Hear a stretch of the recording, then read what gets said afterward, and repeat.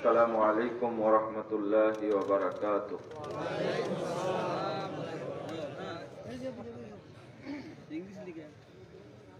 الحمد لله وحده والصلاة والسلام على من لا نبي بعده. أعوذ بالله من الشيطان الرجيم.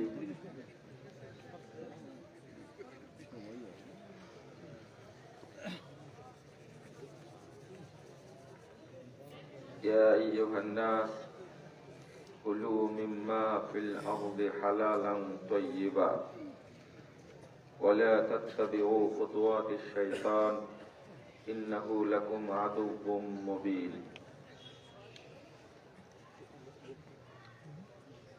عن أبي بكر رضي الله عنه قال قال رسول الله صلى الله عليه وسلم لا يدخل الجنة جسد غطي بالحرام. رواه الطبراني في الأوسط بإسناد صحيح.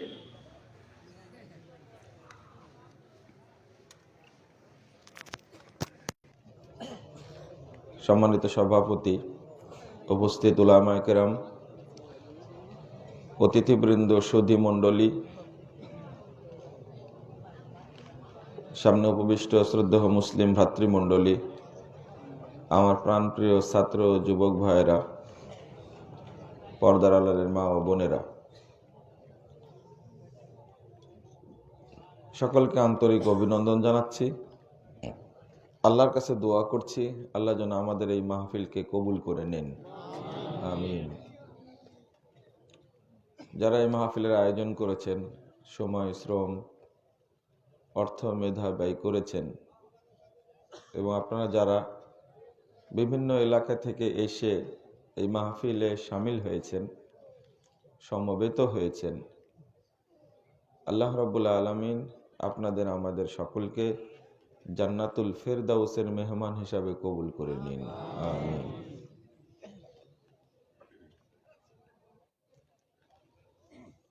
বন্ধুরা আমার, হারামের কুপ্রভাব, হারাম ভক্ষণের কুপ্রভাব, এই বিষয়টা নিয়ে আমি সংক্ষেপে কয়েকটি কথা আলোচনা করব ইনশাআল্লাহ। ওমা তৌফিকি ইল্লা বিল্লাহ, আলাইহি তাওয়াক্কালতু ওয়া ইলাইহি উনীব।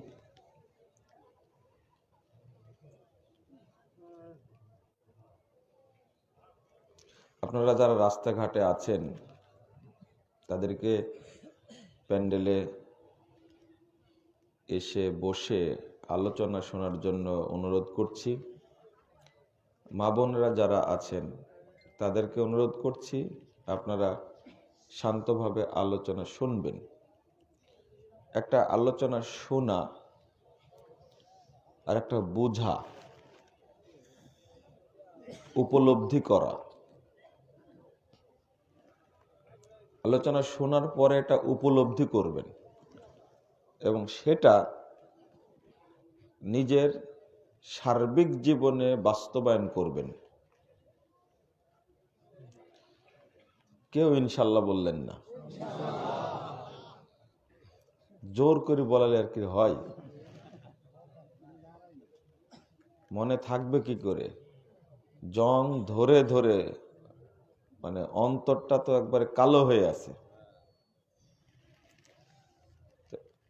শোনার জন্য সবাই রেডি, কিন্তু মানার জন্য সবাই রেডি না, মানবে না। বলল, শুনলাম, আপনারাই তো বলেন এক কান দিয়ে শুনে আর এক কান দিয়ে বের করে দেয়। আমি তো মনে হয় যে দুই কান দিয়ে বের করে দেয়। মানার লোক নাই।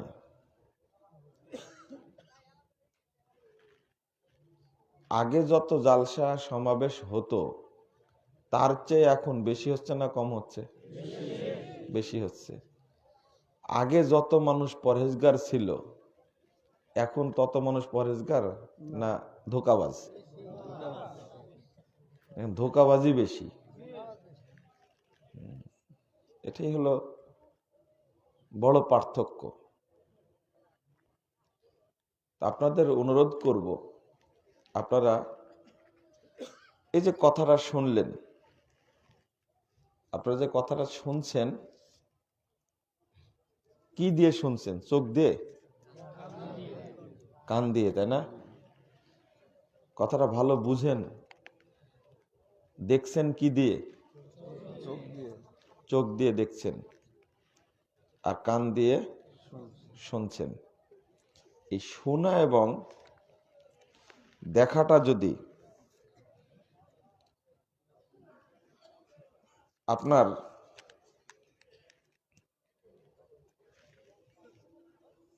মানে বাস্তবে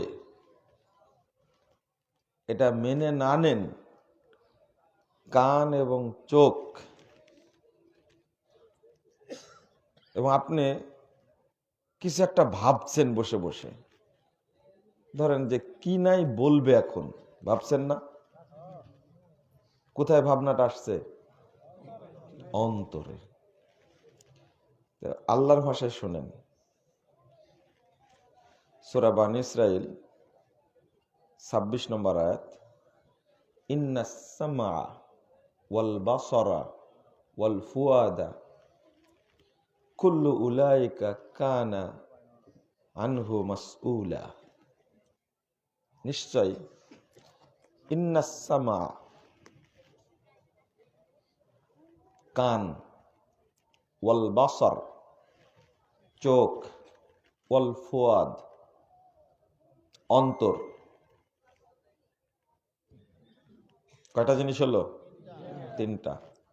কান, চোখ আর অন্তর। কুল্লু উলাইকা কানা আনহু মাসউলা, সবগুলোই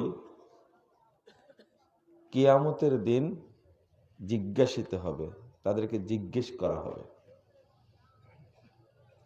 কথাগুলো যে বলছি সবগুলো কান শুনছে না? আপনি যে শুনেছেন এইটা কান নিজেই সাক্ষী দিবে যে ও শুনেছে, আমি নিজে সাক্ষী দিচ্ছি, কিন্তু ও মানে নি।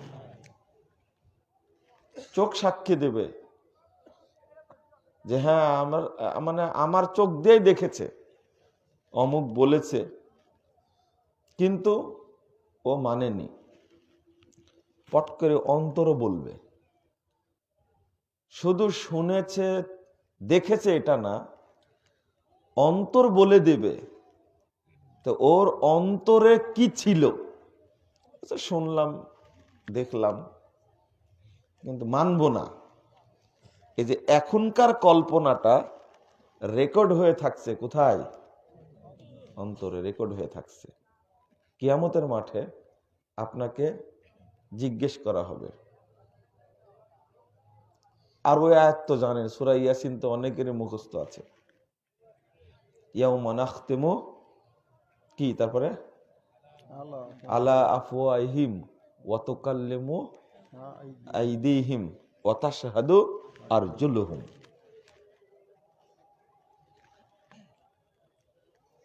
মুখে আল্লাহ রাব্বুল আলামিন মোহর মেরে দিবেন, বন্ধ করে দিবেন। কথা বলবে কি? হাত। সাক্ষী দেবে কে? পা। তাশহাদু আরজুলুহুম, তাদের পা কি করবে? সাক্ষী দেবে। হেঁটে আসছেন না? হেঁটে আসছেন, সাইকেলে আসছেন, এগুলো সব কি দিবে? সাক্ষী দিবে। এখন আপনার মনে হচ্ছে তাহলে না আসাই ভালো ছিল, তাই না? আমি তো আপনাদের মনের খবর জানি না, কারো মনে এটা হতেও পারে যে তাই তো, না শোনাই তাহলে ভালো, না যাওয়াই তাহলে ভালো। কিন্তু এক জায়গায় তো খাবেন। আল্লাহ বলছেন ইকরা বিসমি রাব্বিকাল্লাযী খালাক। প্রথম বাক্য হলো কি? পড়ো। তোমার প্রভুর নামে যিনি সৃষ্টি করেছেন। আল্লাহকে চিনার জন্য পড়তে বলেছেন। আপনি যে পড়াটা পড়ছেন সেটা কানাডা কিভাবে যাব, ব্রিটেনে কিভাবে যাব, আমেরিকায় কিভাবে যাব, কিভাবে ডিগ্রি অর্জন করব, তারপরে রসায়ন, পদার্থ, তারপরে আপনার কি বলে যে ইঞ্জিনিয়ারিং বিষয়, কম্পিউটার সায়েন্স, নানান বিষয় জানার জন্য আপনার প্রতিযোগিতার শেষ নাই। কিন্তু কোরআনটা যে বুঝে পড়বেন এই মানসিকতা কারোর মধ্যে নেই। সূরা মুহাম্মদ 19 নম্বর আয়াতে আল্লাহ বলেছেন, ফাআলাম আন্নাহু লা ইলাহা ইল্লাল্লাহ। আপনি জানুন, জেনে রাখুন, আন্নাহু লা ইলাহা ইল্লাল্লাহ, আল্লাহ ছাড়া প্রকৃত কোনো মাবুদ নেই। একজন ব্যারিস্টার লা ইলাহা ইল্লাল্লাহর অর্থই জানে না, অথচ আল্লাহ ওইটাই আগে জানতে বললেন, ফাআলাম আন্নাহু লা ইলাহা ইল্লাল্লাহ। যদি বলি যে বলেন তো লা ইলাহা ইল্লাল্লাহর অর্থ কি, কি উত্তর দেবে? এটা সহজ, আল্লাহ ছাড়া কোনো মাবুদ নাই, আল্লাহ ছাড়া কোনো উপাস্য নাই, এটা বলবে, মাবুদ বলবে না। অনুবাদ হলো? হ্যাঁ, অনুবাদ কিন্তু হলো না। কি অনুবাদ হবে? আল্লাহ ছাড়া সত্য কোনো মাবুদ, সত্য কোনো মাবুদ নেই, এটা হলো অর্থ। কিন্তু সে জানে না। আর এই যে আলোচনা অনুষ্ঠান হচ্ছে, তারা কিন্তু এই সমস্ত জায়গায় আসবেও না। এখানে কলেজের কোনো টিচার নাই, নেই বললেই চলে, দুই একজন থাকতে পারে এরকম, কারণ তারা তো কলেজের টিচার, কলেজের টিচার। তারা এই জালসায় আসবে, টুপি মাথায় দিয়ে কিছু বলে, কিছু গান টান গায়, ঘুম নষ্ট হবে। আর ওই পরিবেশে আমি যাব কেন? এই পরিবেশটা হলো দরিদ্র, খোঁড়া, ন্যাংড়া, অপরিষ্কার, এদের পরিবেশ। আলোচনা শুনতে হবে ফিল্ডে বসে। আমি একজন কলেজের টিচার, বিশ্ববিদ্যালয়ের টিচার, আমি একজন ডাক্তার, ইঞ্জিনিয়ার, ওই পরিবেশে যাব কেন? মানসিকতা এইরকম বেশি, যার কারণে তারা আলোচনা শুনবেও না, শোনার জন্য আসবেও না, চেষ্টাও করবে না। কিন্তু এই আয়াত সম্পর্কে যদি আল্লাহ তাকে জিজ্ঞেস করে, ফাআলাম আন্নাহু লা ইলাহা ইল্লাল্লাহ, তুমি জানো আগে আল্লাহ ছাড়া প্রকৃত কোনো মাবুদ নেই, তুমি শিখনি কেন, জানোনি কেন? একজন বিসিএস ক্যাডারকে কত পড়াশোনা করা লাগে জানেন?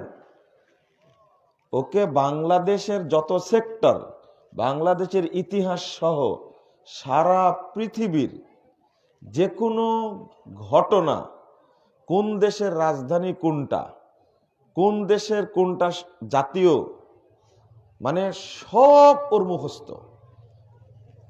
কিন্তু এই কেতাবের একটা আয়াত মুখস্থ নেই। আমি ভুল বললাম? এই কেতাবটার একটা আয়াত মুখস্থ নেই। আল্লাহ সম্পর্কে বলেন, তখন বলবে যে হ্যাঁ আল্লাহ আছে, তোর আল্লাহ সব জায়গায়। একজন বিসিএস ক্যাডার সব জানে, সব জানে, কিন্তু জানে না শুধু কি কোরআন হাদিস সম্পর্কে জানে না। তখন ভুল ধরবেন, আপনার কে বলেছে? বলেন কি, আমাদের মসজিদের ইমাম এত পণ্ডিত মানুষ যে 60 বছর যাবত ইমামতি করছে, ইমাম বলেছে ওইটাই মাথায় রেখে দিয়েছে, জীবনেও পাতা খুলে দেখেনি। ইমামের উপরে দিয়ে ভর বিসমিল্লাহি আল্লাহু আকবার। আল্লাহ কেউ বলতে পারবে যে হুজুরকে জিজ্ঞেস করেন, আল্লাহ আমাকে জিজ্ঞেস করেন না, বলতে পারবে? হুজুরও যেমন পথভ্রষ্ট, এই বিসিএস ক্যাডারও তেমনি পথভ্রষ্ট। কিন্তু সব বিষয়ে জানা। একটা ছেলেকে টেস্ট করে দেখবেন, একজন বিসিএস ক্যাডার, ওর কত পড়াশোনা, কিন্তু পড়ে না শুধু দিন। অথচ আল্লাহ পড়তে বললেন ইকরা বিসমি রাব্বিকাল্লাযী খালাক। আমি যেটা এখানে বলতে আসছি সেটা সম্পর্কেই যেটা কথা বলি, আপনারা যারা যে রাস্তায় দেখেন কথাবার্তা বলছেন, যুবক ছেলে যারা আছো তোমরা তাদেরকে একটু নিয়ন্ত্রণ করো, তারা যারা কথা না বলে, হয় বসতে বলো না হলে চলে যেতে বলো। এই হাদিসটা যে কতবার বলছি, বলতেই আছি, কিন্তু কারো কানে ঢুকেই না। দুইটা জিনিস বলছি। এক, এসেছেন যখন প্রোগ্রামে, তো আপনি রাস্তায় কেন? আপনার মজলিস এসে বসেন, দোকানে কেন? আর দোকানদারি কেন দোকান নিয়ে এসেছে? অনেকদিন থেকে বলছি কর্তৃপক্ষকে যে নিচে পোস্টারের নিচে লিখে দিবেন এই প্রোগ্রাম উপলক্ষে কোনো দোকান দেওয়া যাবে না বা দোকান দেওয়া নিষিদ্ধ। এটা লেখে না। অনেককে লেখা শেখানো হয়েছে, বিবাহের কার্ডে নিচে লেখা আছে কোনো, কি ভাষাটা, কোনো উপহার গ্রহণযোগ্য হবে না লেখা আছে। ওই বিয়েতে কেউ নিয়ে যাবে? কয়জন বাপের সাহস আছে বেটার বিয়েতে, মেয়ের বিয়েতে কার্ডের নিচে লিখে দিবে যে এই বিয়েতে কোনো উপহার সামগ্রী গ্রহণ করা হবে না? যদি কেউ না লিখতে পারে তাহলে বুঝতে হবে ওর অন্তরের মধ্যে নিফাকি আছে। লিখলো না কেন তাহলে? বিয়েতে খরচ হচ্ছে 2 লাখ টাকা, আর একটা ব্যবসা হয়ে গেছে। আত্মীয় স্বজন এসে ও জমা করে দেখবে যে মোটামুটি 4 লাখ টাকার মতো হয়ে গেছে। বেটির বিয়ে একটা ব্যবসা হয়ে গেছে এখন। আরে সরাসরি শোনা কথা বলছি, বাস্তব এটা। নুনু কাটার অনুষ্ঠান করে, আশ্চর্য একটা ব্যাপার। অনুষ্ঠানে খরচ করে 1 লাখ টাকা, কিন্তু অনুষ্ঠান শেষে রাত্রিবেলায় টাকা গুনে দেখে 5 লাখ টাকা। তো নুনু কাটার ব্যবসা করবে না কেন? মানে সুন্নাতি ব্যবসা, আপনারা ভুল বুঝবেন না এটা। হ্যাঁ, কেন করবে না এটা?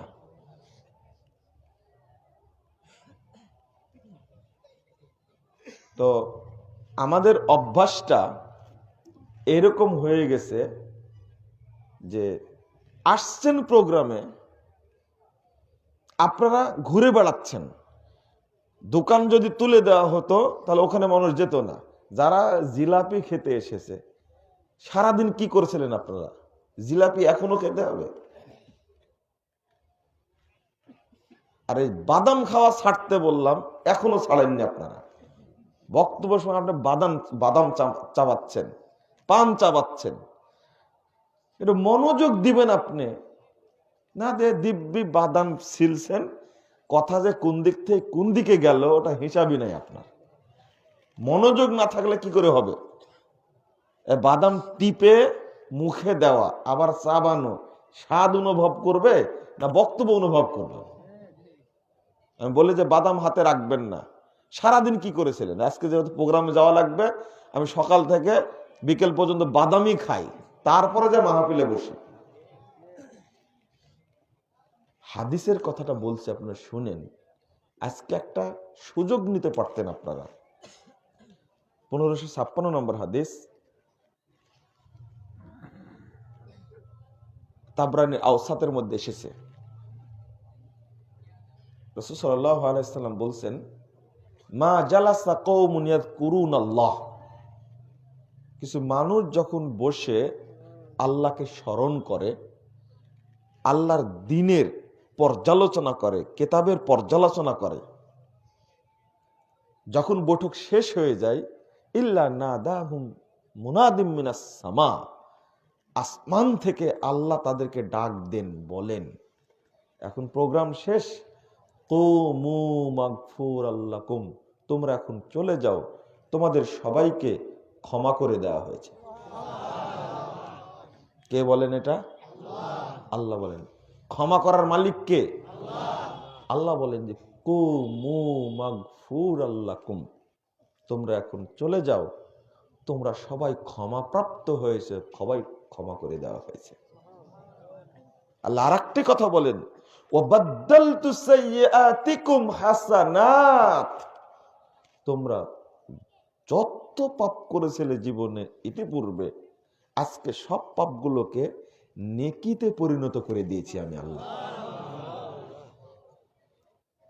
তাহলে এই সৌভাগ্যটা আপনি অর্জন করতে পারলেন না, আপনি ঘুরে বেড়ালেন রাস্তায়, মানে ওই মন মানসিকতা নিয়ে আসেননি।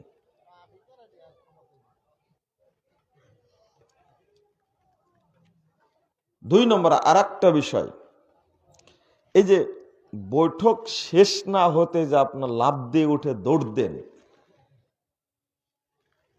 এই অভ্যাসটা একটু বাদ দেওয়া যায় না?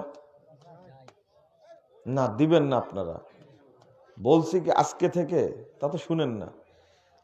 হয়তো আর হাফ মিনিট সময় লাগবে দোয়াটা পড়তে, হাফ মিনিট মানে 30 সেকেন্ড, অথবা সর্বোচ্চ 50 সেকেন্ড হয়েও যায় এই টাইমটুকুর মধ্যে, কিন্তু পট করে আপনি উঠে পড়েন কেন?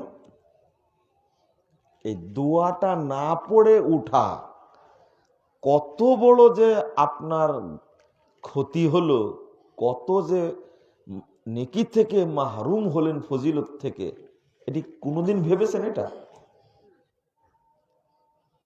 আল্লাহর ঘোষণা, কুমু, যাও এখন উঠে চলে যাও। আর আগের শব্দ হলো মা জালাসা কওমুন, যারা বসে আলোচনা শুনছে। ক্লিয়ার হয়েছে? এবার আপনারা অনুবাদ করেন, কেউ যদি, আমরা যদি অনুবাদে ভুল হয়, অনুবাদ কেউ করেন মা জালাসা কওমুন, কিছু মানুষ বসে আলোচনা শুনছে, এর করুন আল্লাহ। শেষের ঘোষণা কি? কুমু, হ্যাঁ তোমরা এখন উঠে যাও। কিন্তু এটা বলতে চাই না আমি। ইমাম নাসাইর একটা হাদিসের গ্রন্থ আমালুল ইয়াউমি ওয়াল লাইলা, এই গ্রন্থের 803 নম্বর হাদিস। ইমাম নাসাইর আর একটা কিতাব আছে আস-সুনানুল কুবরা, এই গ্রন্থের মধ্যে হাদিসটা এসেছে। রাসূলুল্লাহ সাল্লাল্লাহু আলাইহি সাল্লাম বলছেন, মজলিসে বসা অবস্থায় যদি কেউ এই দোয়া পড়ে, বৈঠক শেষের দোয়াটা যদি পড়ে, বৈঠক শেষের দোয়াটা কি? সুবহানাকা আল্লাহুম্মা ওয়া বিহামদিক আশহাদু আল্লা ইলাহা ইল্লা আনতা আস্তাগফিরুকা ওয়া আতুবু ইলাইকা, এই দোয়াটা পড়ে যদি কেউ উঠে, এত তাড়াহুড়া করলেন কেন? দোয়াটা পড়তেই পারলেন না? হ্যাঁ, আপনি উঠতে উঠতেই পড়েন। আল্লাহ রাসূল বলছেন, যে ব্যক্তি দোয়াটা পড়ে উঠবে তার নেকি হলো, এখানে যত পাপ কর্ম হয়েছে আল্লাহ রাব্বুল আলামিন সব পাপ মাফ করে দিবেন। 2, এখানে বক্তব্য শুনে যত নেকি হয়েছে, এই নেকিগুলোকে ফেরেশতারা মোহর মেরে দিবেন, সিলগালা, বুঝেন তো, সিলগালা করে দিবেন এবং আল্লাহর কাছে পৌঁছে দিবেন, যেটা কিয়ামত পর্যন্ত কোনোদিন নষ্ট হবে না। একটা মিনিটের জন্য, 30 সেকেন্ডের জন্য বসলেন না আপনি, পট করে উঠে চলে গেলেন, দোয়াটা পড়লেন না আপনি, এটার নাম হলো কাফফারাতুল মাজলিস। কি? কাফফারাতুল মাজলিস। আসলে মজলিসের কাফফারা এই দোয়াটা, হাদিসে এটাই অধ্যায় রচনা করা আছে। এই দুইটা স্বভাব যেন আপনাদের মধ্যে থাকে। এক, আসলে প্রোগ্রামে বসে আলোচনা শুনবেন, দোকানপাটে ঘুরে বেড়ানোর দরকার নেই। 2, বৈঠক শেষে বসে এই দোয়াটা পড়ে তারপরে উঠে যাবেন। মনে থাকবে ইনশাআল্লাহ? মনে থাকবে কি করে? হারাম খেয়ে খেয়ে খেয়ে অন্তরটা পচে গেছে একেবারে। সুদ, ঘুষ, তারপরে আর কি, বিড়ি, তামাক, জর্দা, গুল, আলাপাতা, তারপরে মদ, গাঁজা, সোয়ানি, ইয়াবা, বাবা, যা আছে মানে সবই খায়। কুকুর শিয়াল যা খায় না, মানুষ তাই খায়। মানুষের স্বভাব এত খারাপ হয়ে গেছে, হারামের কথা কেন বললাম? হারামের কুপ্রভাবটা কি? অনেকগুলো সাইড হারামের। আপনাকে প্রতিনিয়ত একটা দোয়া পড়তে বলেছিলাম। রাসূল সাল্লাল্লাহু আলাইহি সাল্লাম প্রত্যেকদিন ফজরে যে দোয়াটা পড়তেন, ফজর সালাতের পরে। 925 নম্বর হাদিস ইবনু মাজার মধ্যে এসেছে, আল্লাহুম্মা ইন্নী আসআলুকা ইলমান নাফিআ ওয়া রিজকান তাইয়্যিবা ওয়া আমালান মুতাকাব্বালা। হে আল্লাহ, আমি আপনার কাছে উপকারী ইলম চাই। আল্লাহ প্রদত্ত ইলম দিয়ে যা কাজ করবেন সবগুলোতে বরকত হবে। ইলম চাইবেন না? সঠিক চিন্তা বুদ্ধি মাথায় ঢোকাবেন কে? আল্লাহ। খারাপ কাজ করতে চাইলেও আল্লাহ আপনাকে বুদ্ধি দিবে যে এটা করা যাবে না। ইলমটা চাইতে হবে কার পক্ষ থেকে? আল্লাহর পক্ষ। আল্লাহুম্মা ইন্নী আসআলুকা ইলমান নাফিআ। বেশি বেশি পড়া তো দূরের কথা, মুখস্থই নাই। মুখস্থই নাই। পচা দোয়াগুলো মুখস্থ আছে। পচা দোয়া যেগুলো সেগুলো মুখস্থ আছে, সহি দোয়া মুখস্থ নাই। ওয়া আমালান মুতাকাব্বালা। আল্লাহুম্মা ইন্নী আসআলুকা ইলমান নাফিআ ওয়া রিজকান তাইয়্যিবা।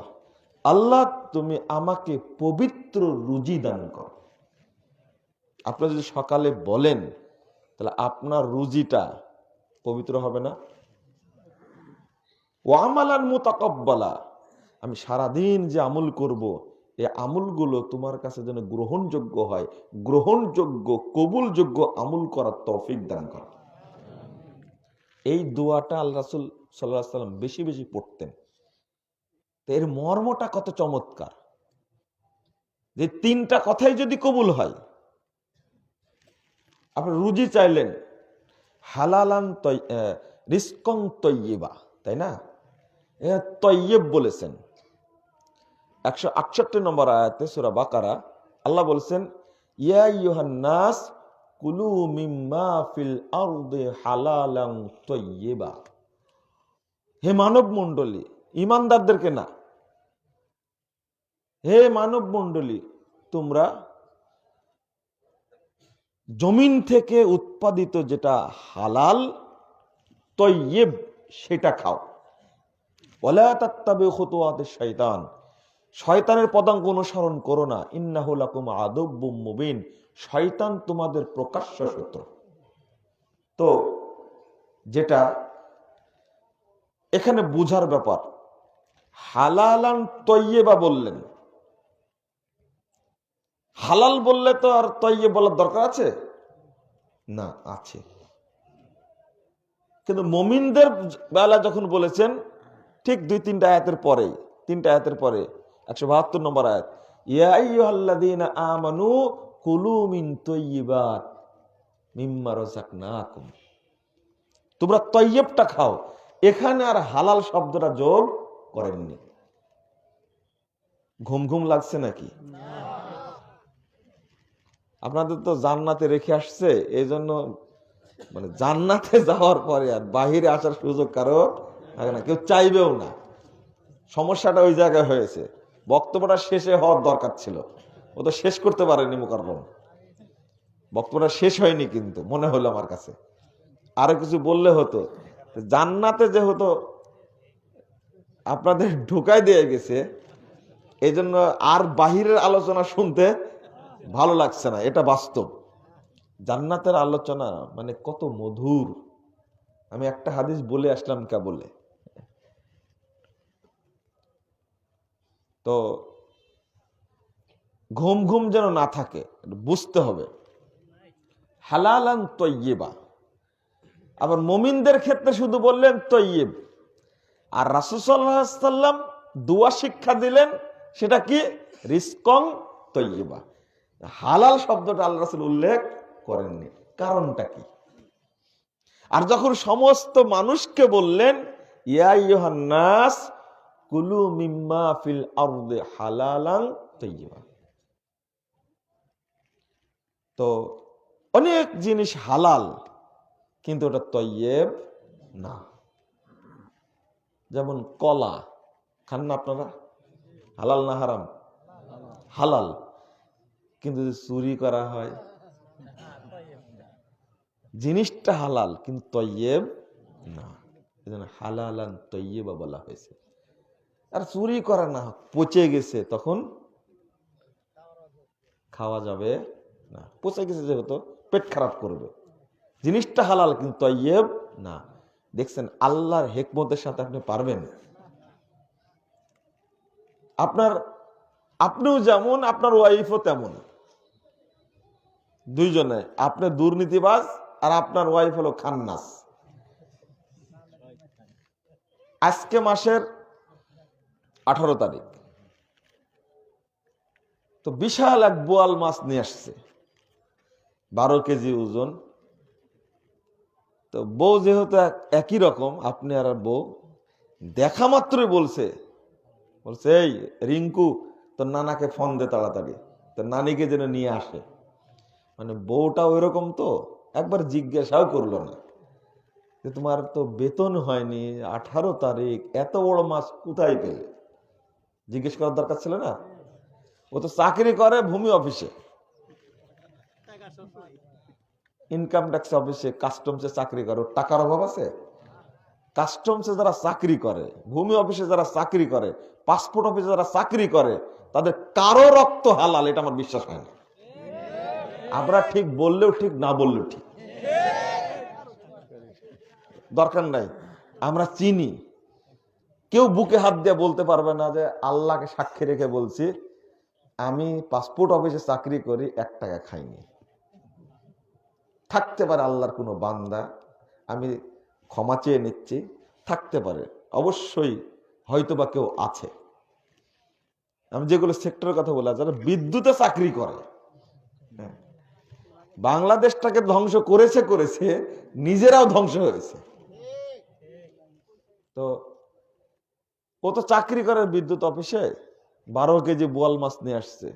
বউটা ওই রকম, মাশাআল্লাহ। ওর বলছে তো নানা নানি তাড়াতাড়ি, বেটার নাম কি? রিঙ্কু বললাম, তাই না?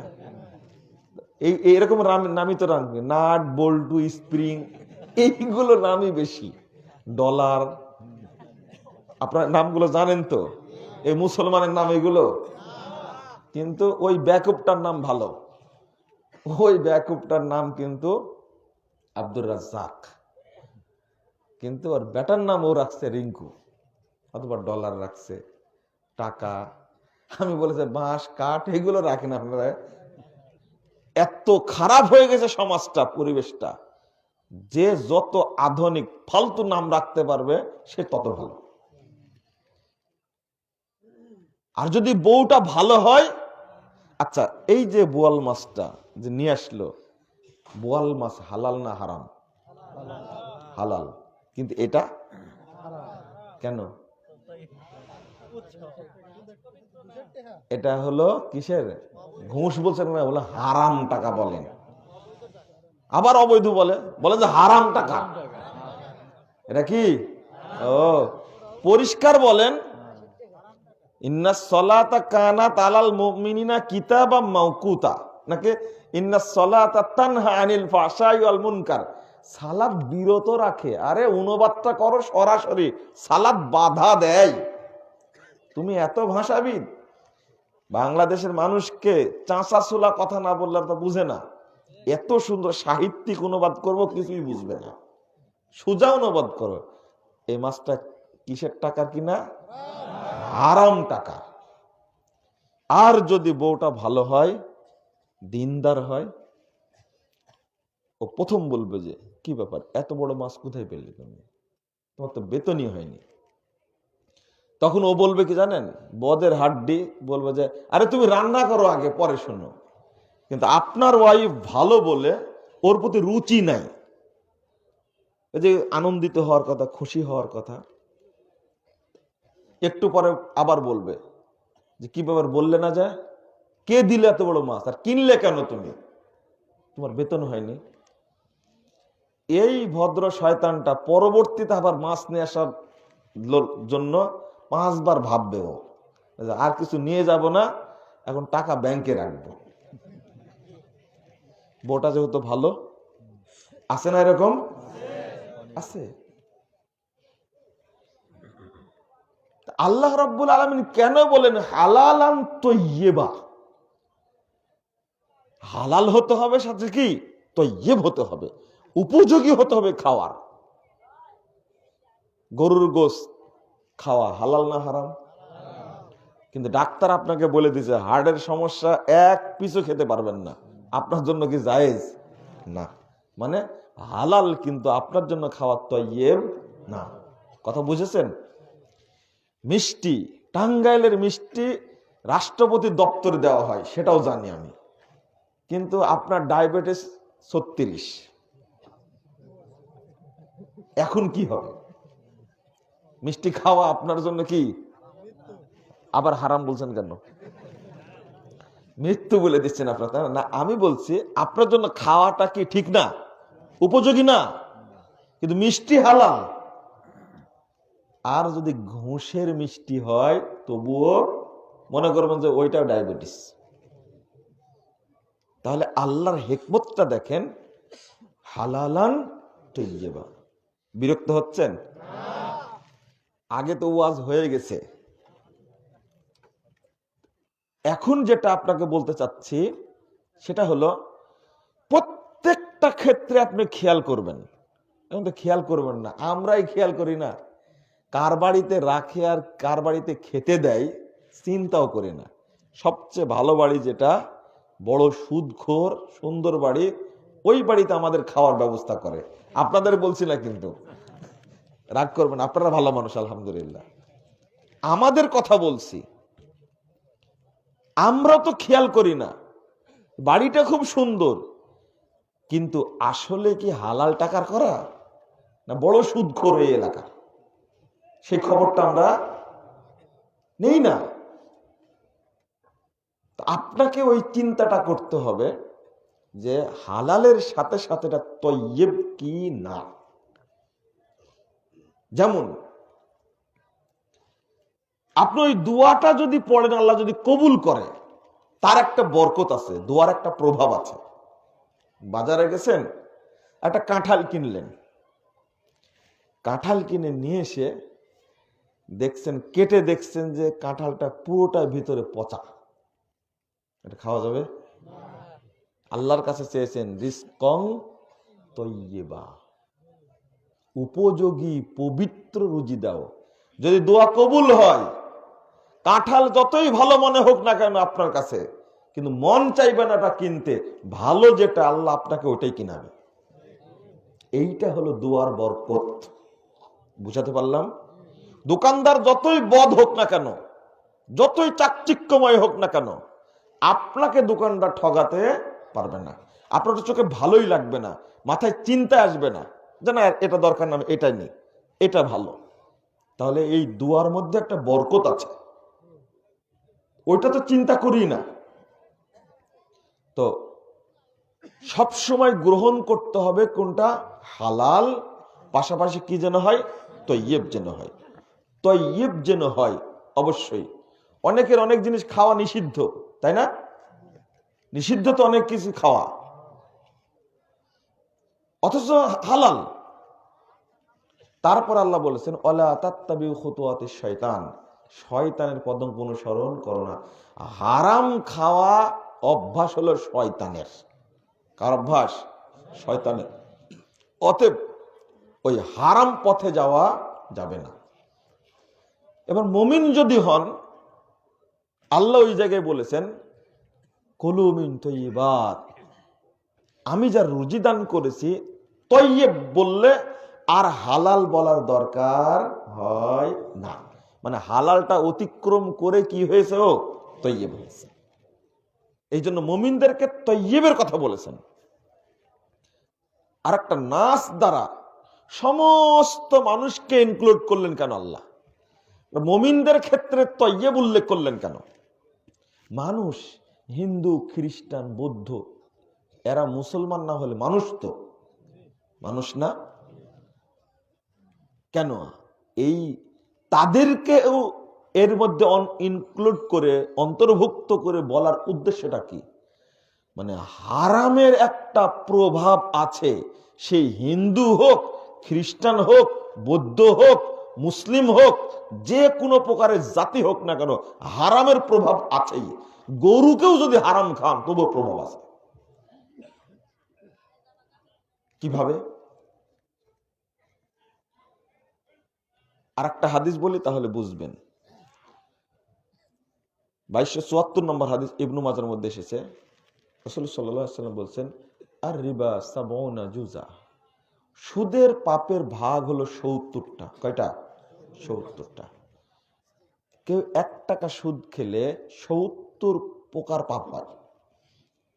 তার মধ্যে ছোট প্রকারটা, ছোট ভাগটা হলো আইয়ান কিহার রজুলু উম্মাহ, কোন ব্যক্তি যেন তার মায়ের সাথে জেনায় লিপ্ত থাকে।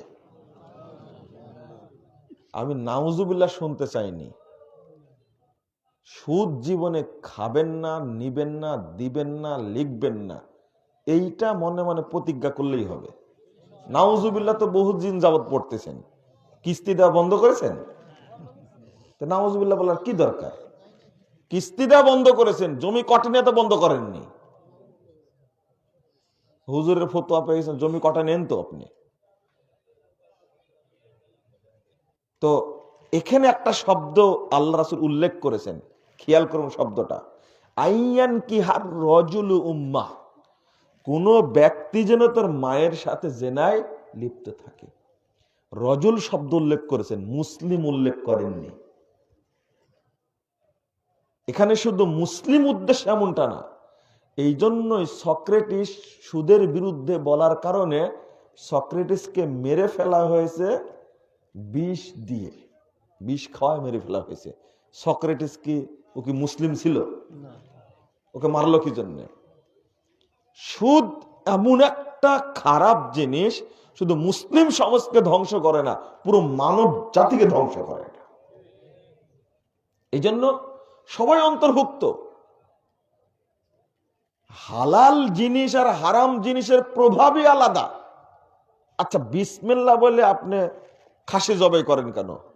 মুরগি জবাই করেন কেন? গরু জবাই করেন কেন?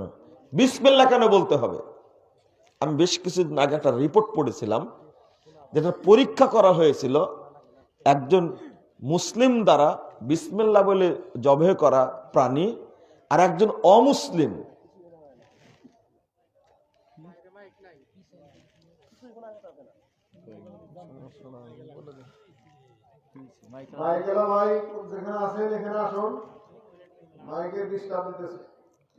তো আমি আশ্চর্য হলাম,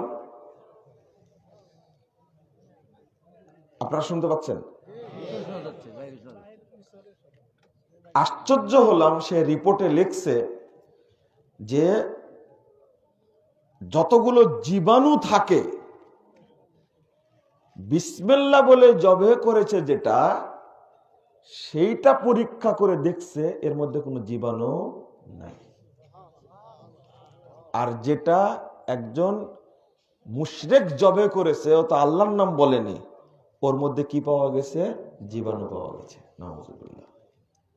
এটা হলো বিসমিল্লাহ কেন বলেছেন। বিজ্ঞান আস্তে আস্তে সবকিছু প্রমাণ করে দিচ্ছে, আরো প্রমাণ করে দিবে আস্তে আস্তে, ইনশাআল্লাহ পরিষ্কার হয়ে যাবে। আমি যেটা বলছি যে ওই পশুটা খাচ্ছে এমনিতে জবাই করে, অথবা মূর্তি বা প্রতিমা বা আপনারা যে কি বলে হিন্দুদের সব দেবদেবীর নাম নিয়ে বা খ্রিস্টান দেবদেবীর নাম নিয়ে জবাই করছে, ওটা কি পবিত্র হবে? না, ওটা পবিত্র হবে না, হওয়ার কোনো সুযোগ নাই। আবার মনে করেন না যে গরু চুরি করে নিয়ে এসে যদি বিসমিল্লাহ বলে জবাই করি তাহলে কিন্তু পবিত্র হয়ে যাবে মনে হয় নাকি? না, কিছু কিছু ভদ্র শয়তান আছে এই চিন্তাটাও করে, মদ খাওয়া হারাম, কিন্তু ওইটা চিন্তা না করে যে মানে এই ওর গোফটা মুসটা এত বড় হয়েছে, মদ খাওয়ার সময় বলছে যদি মদের সাথে এই মুসটা লেগে যায় তাহলে নাপাক হয়ে যাবে। তো মুছটা চেড়ে মদটা পান করছে।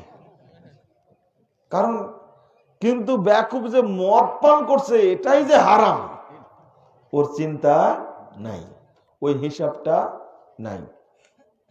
তা আমাদের মধ্যে হারাম যেভাবে ঢুকেছে, আল্লাহ রাব্বুল আলামিন বলছেন সূরা আরাফ 157 নম্বর আয়াত, ইউহিল্লু লাহুমুত তাইয়্যিবাত ওয়া ইউহাররিমু লাহুমুল খাবাইস। আল্লাহ রাব্বুল আলামিন ইউহিল্লু লাহুমুত তাইয়্যিবাত, যেগুলো তয়্যিব পবিত্র সেইগুলোকে আল্লাহ হালাল করেছেন, আর যেগুলো অপবিত্র সেইগুলোকে আল্লাহ হারাম করেছেন। তাহলে যত হারাম বস্তু সবগুলোই কি বলেন? অপবিত্র। যত হারাম সবগুলো কি অপবিত্র। যত হারাম সবগুলো কি অপবিত্র। এই জন্যই তো অপবিত্র জিনিস ভিতরে ভাইরাসের মতো শরীরের মধ্যে ঢুকে যাচ্ছে, এই হারামগুলো, এই অপবিত্র জিনিস। যার কারণে আপনার চোখ, আপনার কান, আপনার মাথা, আপনার হাত, আপনার পা, আপনার অন্তর যা চিন্তা করে, কর্ম করে, সবগুলো হারাম দ্বারা প্রভাবিত। সবগুলো হারাম দ্বারা প্রভাবিত। হারামখোর, ভাইরাসে আক্রান্ত, অভিযোগ করেন সেজদা করে তৃপ্তি পায় না। তৃপ্তি পাবেন কি করে? ব্যাংকে সুদ আছে কয় লাখ টাকা, লোন আছে কয় লাখ টাকা, ওইটাকে চিন্তা করেন। বিশাল বাড়ি করেছেন, ব্যাংক থেকে লোন নিয়েছেন 30 কোটি টাকা, ব্যাংক থেকে লোন নিয়েছেন 30 কোটি টাকা, আর সেজদা করে তৃপ্তি পান না। সব দোষ হুজুরের। কেন তৃপ্তি পায় না? নামাজ পড়ি, চোখে পানি আসে না কেন? পানি আসবে কি করে? এত হারামের মধ্যে হাবুডুবু খেলে কোনদিন চোখে পানি আসবে?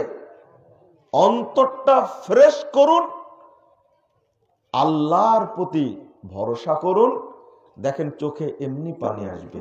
সেজদা দিয়ে প্রশান্তি পাবেন, সালাত পড়ে প্রশান্তি পাবেন। প্রশান্তি পাবেন না আপনি কোনোদিনই যদি হারাম মুক্ত না হন। আপনি অত সহজ। রাসূল সাল্লাল্লাহু আলাইহি ওয়াসাল্লাম বলছেন, তাবরানী আওসাত 6 নম্বর খন্ড 113 পৃষ্ঠার হাদিস, লা ইয়াদখুলুল জান্নাতা জাসাদুন গুযিয়া বিল হারাম। যে দেহ হারাম দ্বারা গঠিত হয়েছে এই দেহ কখনো জান্নাতে প্রবেশ করবে না। কারণ কি? কারণ কি? ও দেহ তো অপবিত্র। অপবিত্র জিনিস জান্নাতে ঢুকবে না। আপনার যে কাজকর্ম যেগুলো সবই তো হারামের সাথে জড়িত, শুধু একটা সাইড হারামের।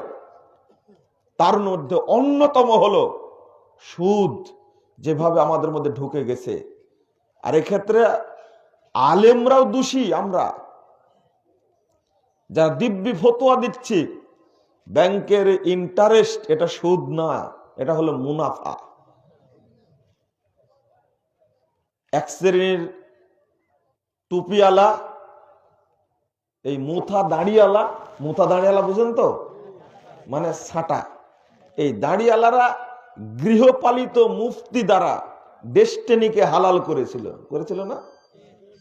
আরে বেকুব, তোর ব্যবসা, তোর ফতোয়া বোর্ড কিসের? আবার ফতোয়া বোর্ড থাকবে প্রতিষ্ঠানের, মাদ্রাসার। আলেম দ্বারা ফতোয়া বোর্ড গঠিত হবে, সেখান থেকে ফতোয়া হবে। ব্যাংকের আবার ফতোয়া বোর্ড খুলেছে, গৃহপালিত মুফতি দিয়ে ফতোয়া বোর্ড খুলেছে ব্যাংকের সুদকে হালাল করার জন্য। আপনাদের স্পষ্ট বলি যে এই সমস্ত তথাকথিত আলেমদের কারণেই আজকে সুদী অর্থনীতি আমাদের কাছে আশ্রয় পেয়েছে, এজন্য ইবাদত হয় না। আমাদেরও দোষ আছে। এক এয়ারপোর্ট থেকে বের হচ্ছি, দেখছি বিশাল এক হুজুরের ছবি ব্যাংকের অ্যাডের মধ্যে। আমি বললাম এই যে কিভাবে জাতিকে শেষ করেছে, আরো কত অ্যাড থাকতে পারে, তোর ব্যাংকের অ্যাড দিতে হবে? এই হুজুর কি পথভ্রষ্ট না? স্পষ্ট কথা শুনে রাখুন, বাংলাদেশে ইসলামী কোন ব্যাংক নেই। অনেক বিষয়ের উপর ইসলামী শব্দ যোগ করা হয়েছে, আগামীতেও করা হবে। যদি লেখা হয় ইসলামী মদের কারখানা, কিছু করার থাকবে না আপনার। লেখা থাকে না, এখন তো লেখে যে সরকার অনুমোদিত মদের কারখানা, সরকার অনুমোদিত। তার আগে যে ইসলামী শব্দ যে বসবে না, এটা বলতে পারবেন আপনি? ইসলামী পতিতালয়, এটাও হবে একসময়, আল্লাহ না করুক। আপনি ইসলামী, এই ইসলাম শব্দটা বাংলাদেশের মানুষ ধর্মপ্রাণ, কিন্তু ধর্মভীরু না। গতকালকে প্রধানমন্ত্রী ভাষণে বলেছেন যে বাংলাদেশের মানুষ ধর্মপ্রাণ, ধর্ম অন্ধ না। আমি দ্বিমত পোষণ করি এই কথায়। ধর্মপ্রাণ, ধর্মভীরু না। তারা যেমন ধর্মপ্রাণ, তেমনি তারা ধর্ম অন্ধ। এই তাকলিদের কারণে জাতি আজকে পথ দেখতে পাচ্ছে না। কারণ হুজুর বলেছে গাই, ষাঁড় হলেও সমস্যা নাই। এটা তো বর্তমান প্রেক্ষাপট। বাংলাদেশের মানুষ ধর্ম অন্ধ।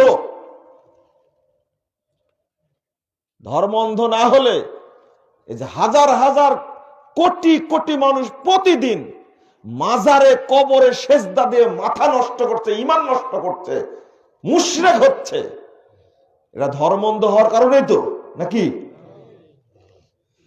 ধর্মপ্রাণ প্লাস ধর্ম অন্ধ, তারা ধর্ম ভীরু না। এটা হলো আসল কথা। হুজুরেরা যা খাওয়ায় তাই খায়, এটা ধর্ম অন্ধ না? কথা কি বুঝতে পারছেন আমার? যা দেয় তাই খায়। চুলার মুখ আর বক্তার মুখ একই। চুলাতে আপনি যা দিবেন ও তাই খাবে, ও পানিও খায়। ঠিক বক্তার মুখ, ইমামের মুখ, খতিবের মুখটা একবার চুলার মুখের মতো, একবার যা দিবেন তাই খাবে। ইবনে উমর রাদিয়াল্লাহু আনহু বলছেন, উমর রাদিয়াল্লাহু আনহু বলছেন, একজন বক্তা এসে ওয়াজ করে চলে গেল, আকসারাল কালাম, কথাটা অতিরঞ্জিত করলো। তো উমর রাদিয়াল্লাহু আনহু বলছেন যে ইন্না কাসরাতাল খুতাব কাশাকাশিকি শয়তান। বক্তাদের এই বক্তব্য, অতিরঞ্জিত বক্তব্য যেন শয়তানের বমির মতো। বক্তা ওয়াজ করে না, কি করে? শয়তান যেমন বমি করে ওইভাবে কি বমি করে। কথা বলে, দলিল আদিল্লা কিচ্ছু নাই। কেতাবে আছে, হুজুরে বলেছে, বুজুর্গ বলেছে, শায়েক বলেছে, মাশায়েক বলেছে, পীর বাবা বলেছে, ফকির বাবা বলেছে, এইগুলোই বক্তব্য। কোরআন হাদিসের কথা বলে না, আর ওইটাই পাবলিক খাই। বর্তমানে যেভাবে আমরা হারামের সাথে জড়িয়ে পড়েছি, আর এই প্রভাবের কারণে হারাম কাকে বলে, প্রশাসন থেকে শুরু করে সরকারি আমলা যত আছে, যে যত বড় আমলা সে তত বড় দুর্নীতিবাজ।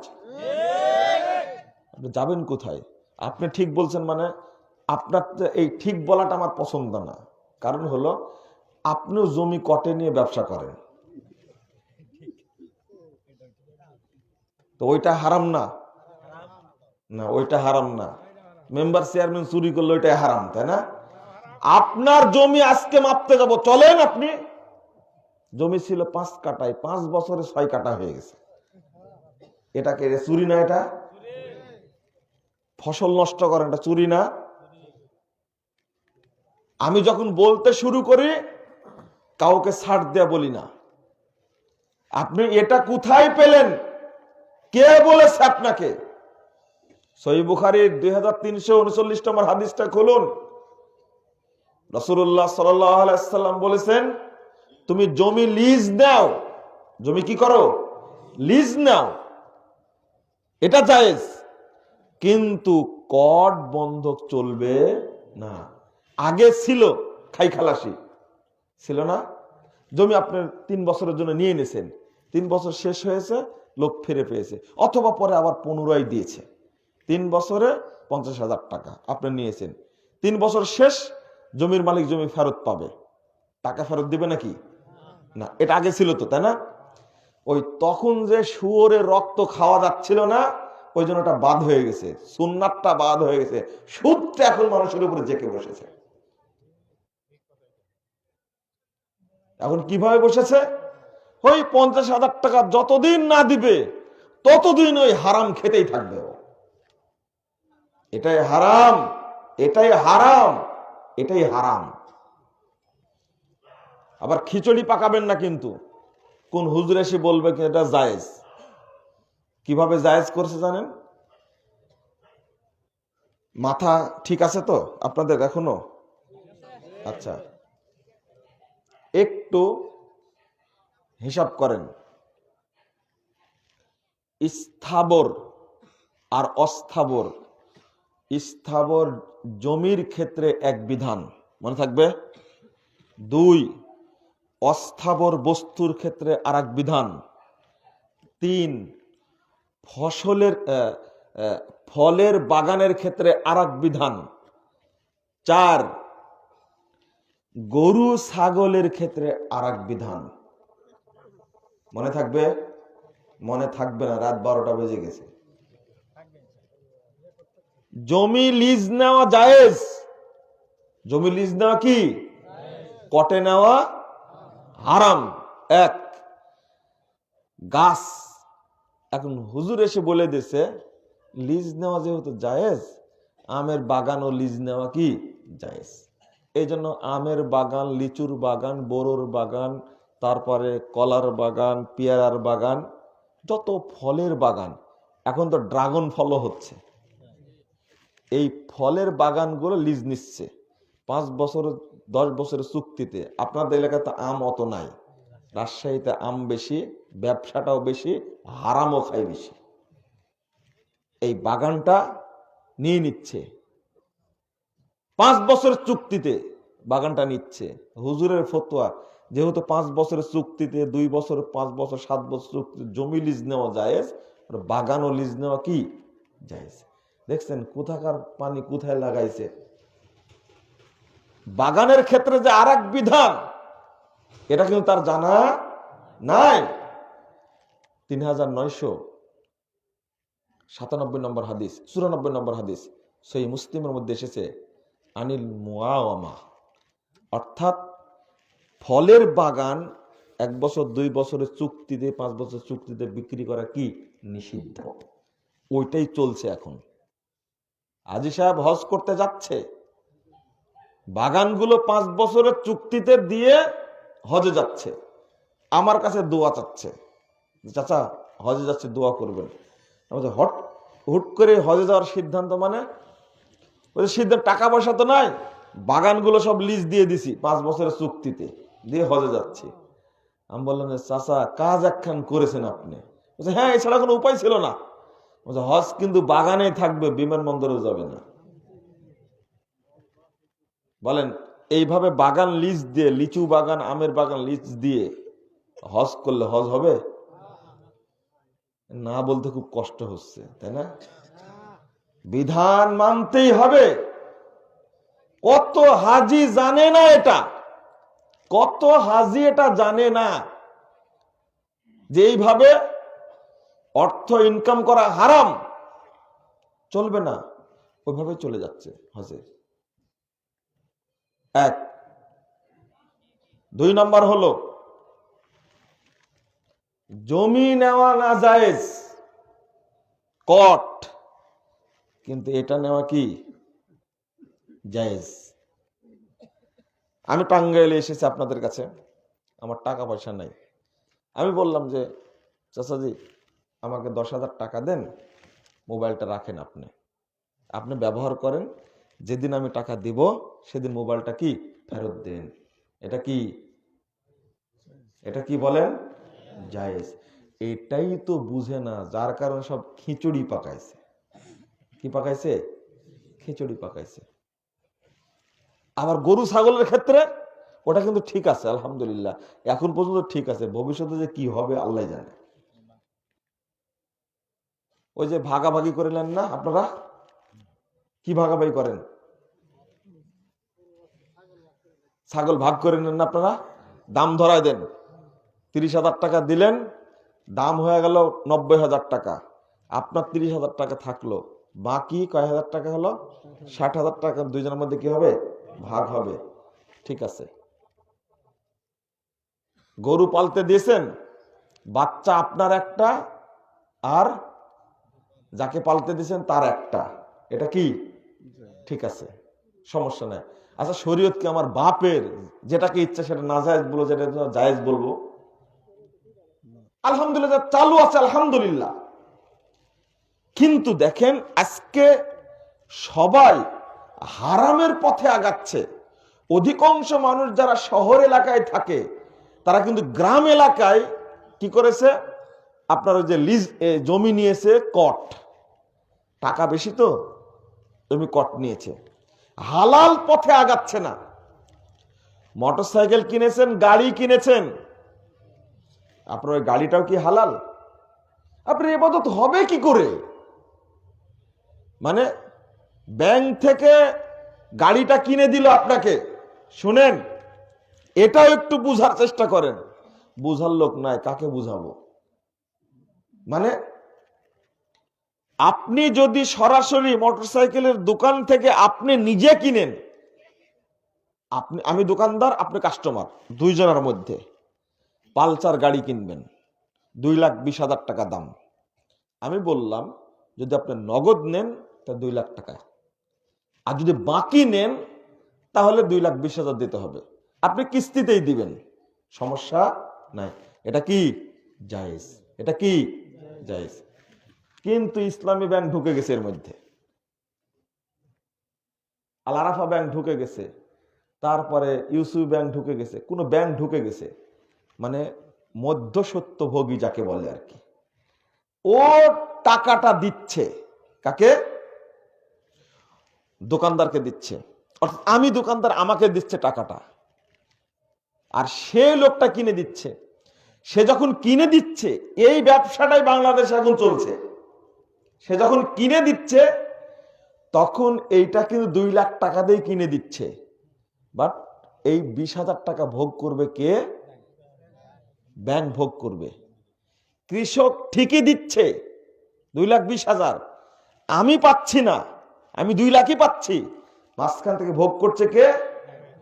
এটা হারাম, এটা হারাম, এটা হারাম। এই মধ্যস্বত্বভোগী হারাম। আজকে বুঝায় বললাম, যারা গাড়ি কিনছেন, বাড়ি কিনছেন, ব্যাংকের সাথে চুক্তি করে এইভাবে, এটা ছোট্ট একটা পার্থক্যের কারণে, এইটা যদি হয় দোকানদার আর কাস্টমার, দোকানদার আর খরিদ্দার যদি হয় নগদে এক দাম বাকিতে এক দাম, তাহলে কি জায়েজ?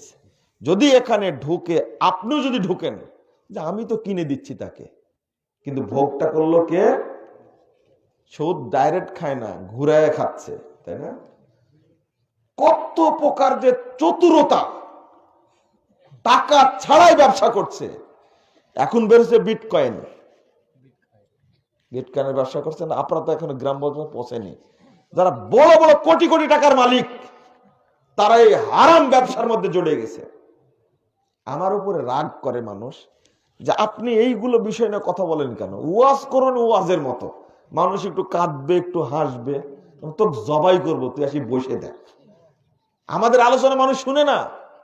একজন এসে কানে কানে বলে যাচ্ছে যে ভাই এই রাজনৈতিক কোনো আলোচনা করেন না, মেজাজটা খারাপ হয় না? আমরা কোনদিন রাজনৈতিক আলোচনা করি?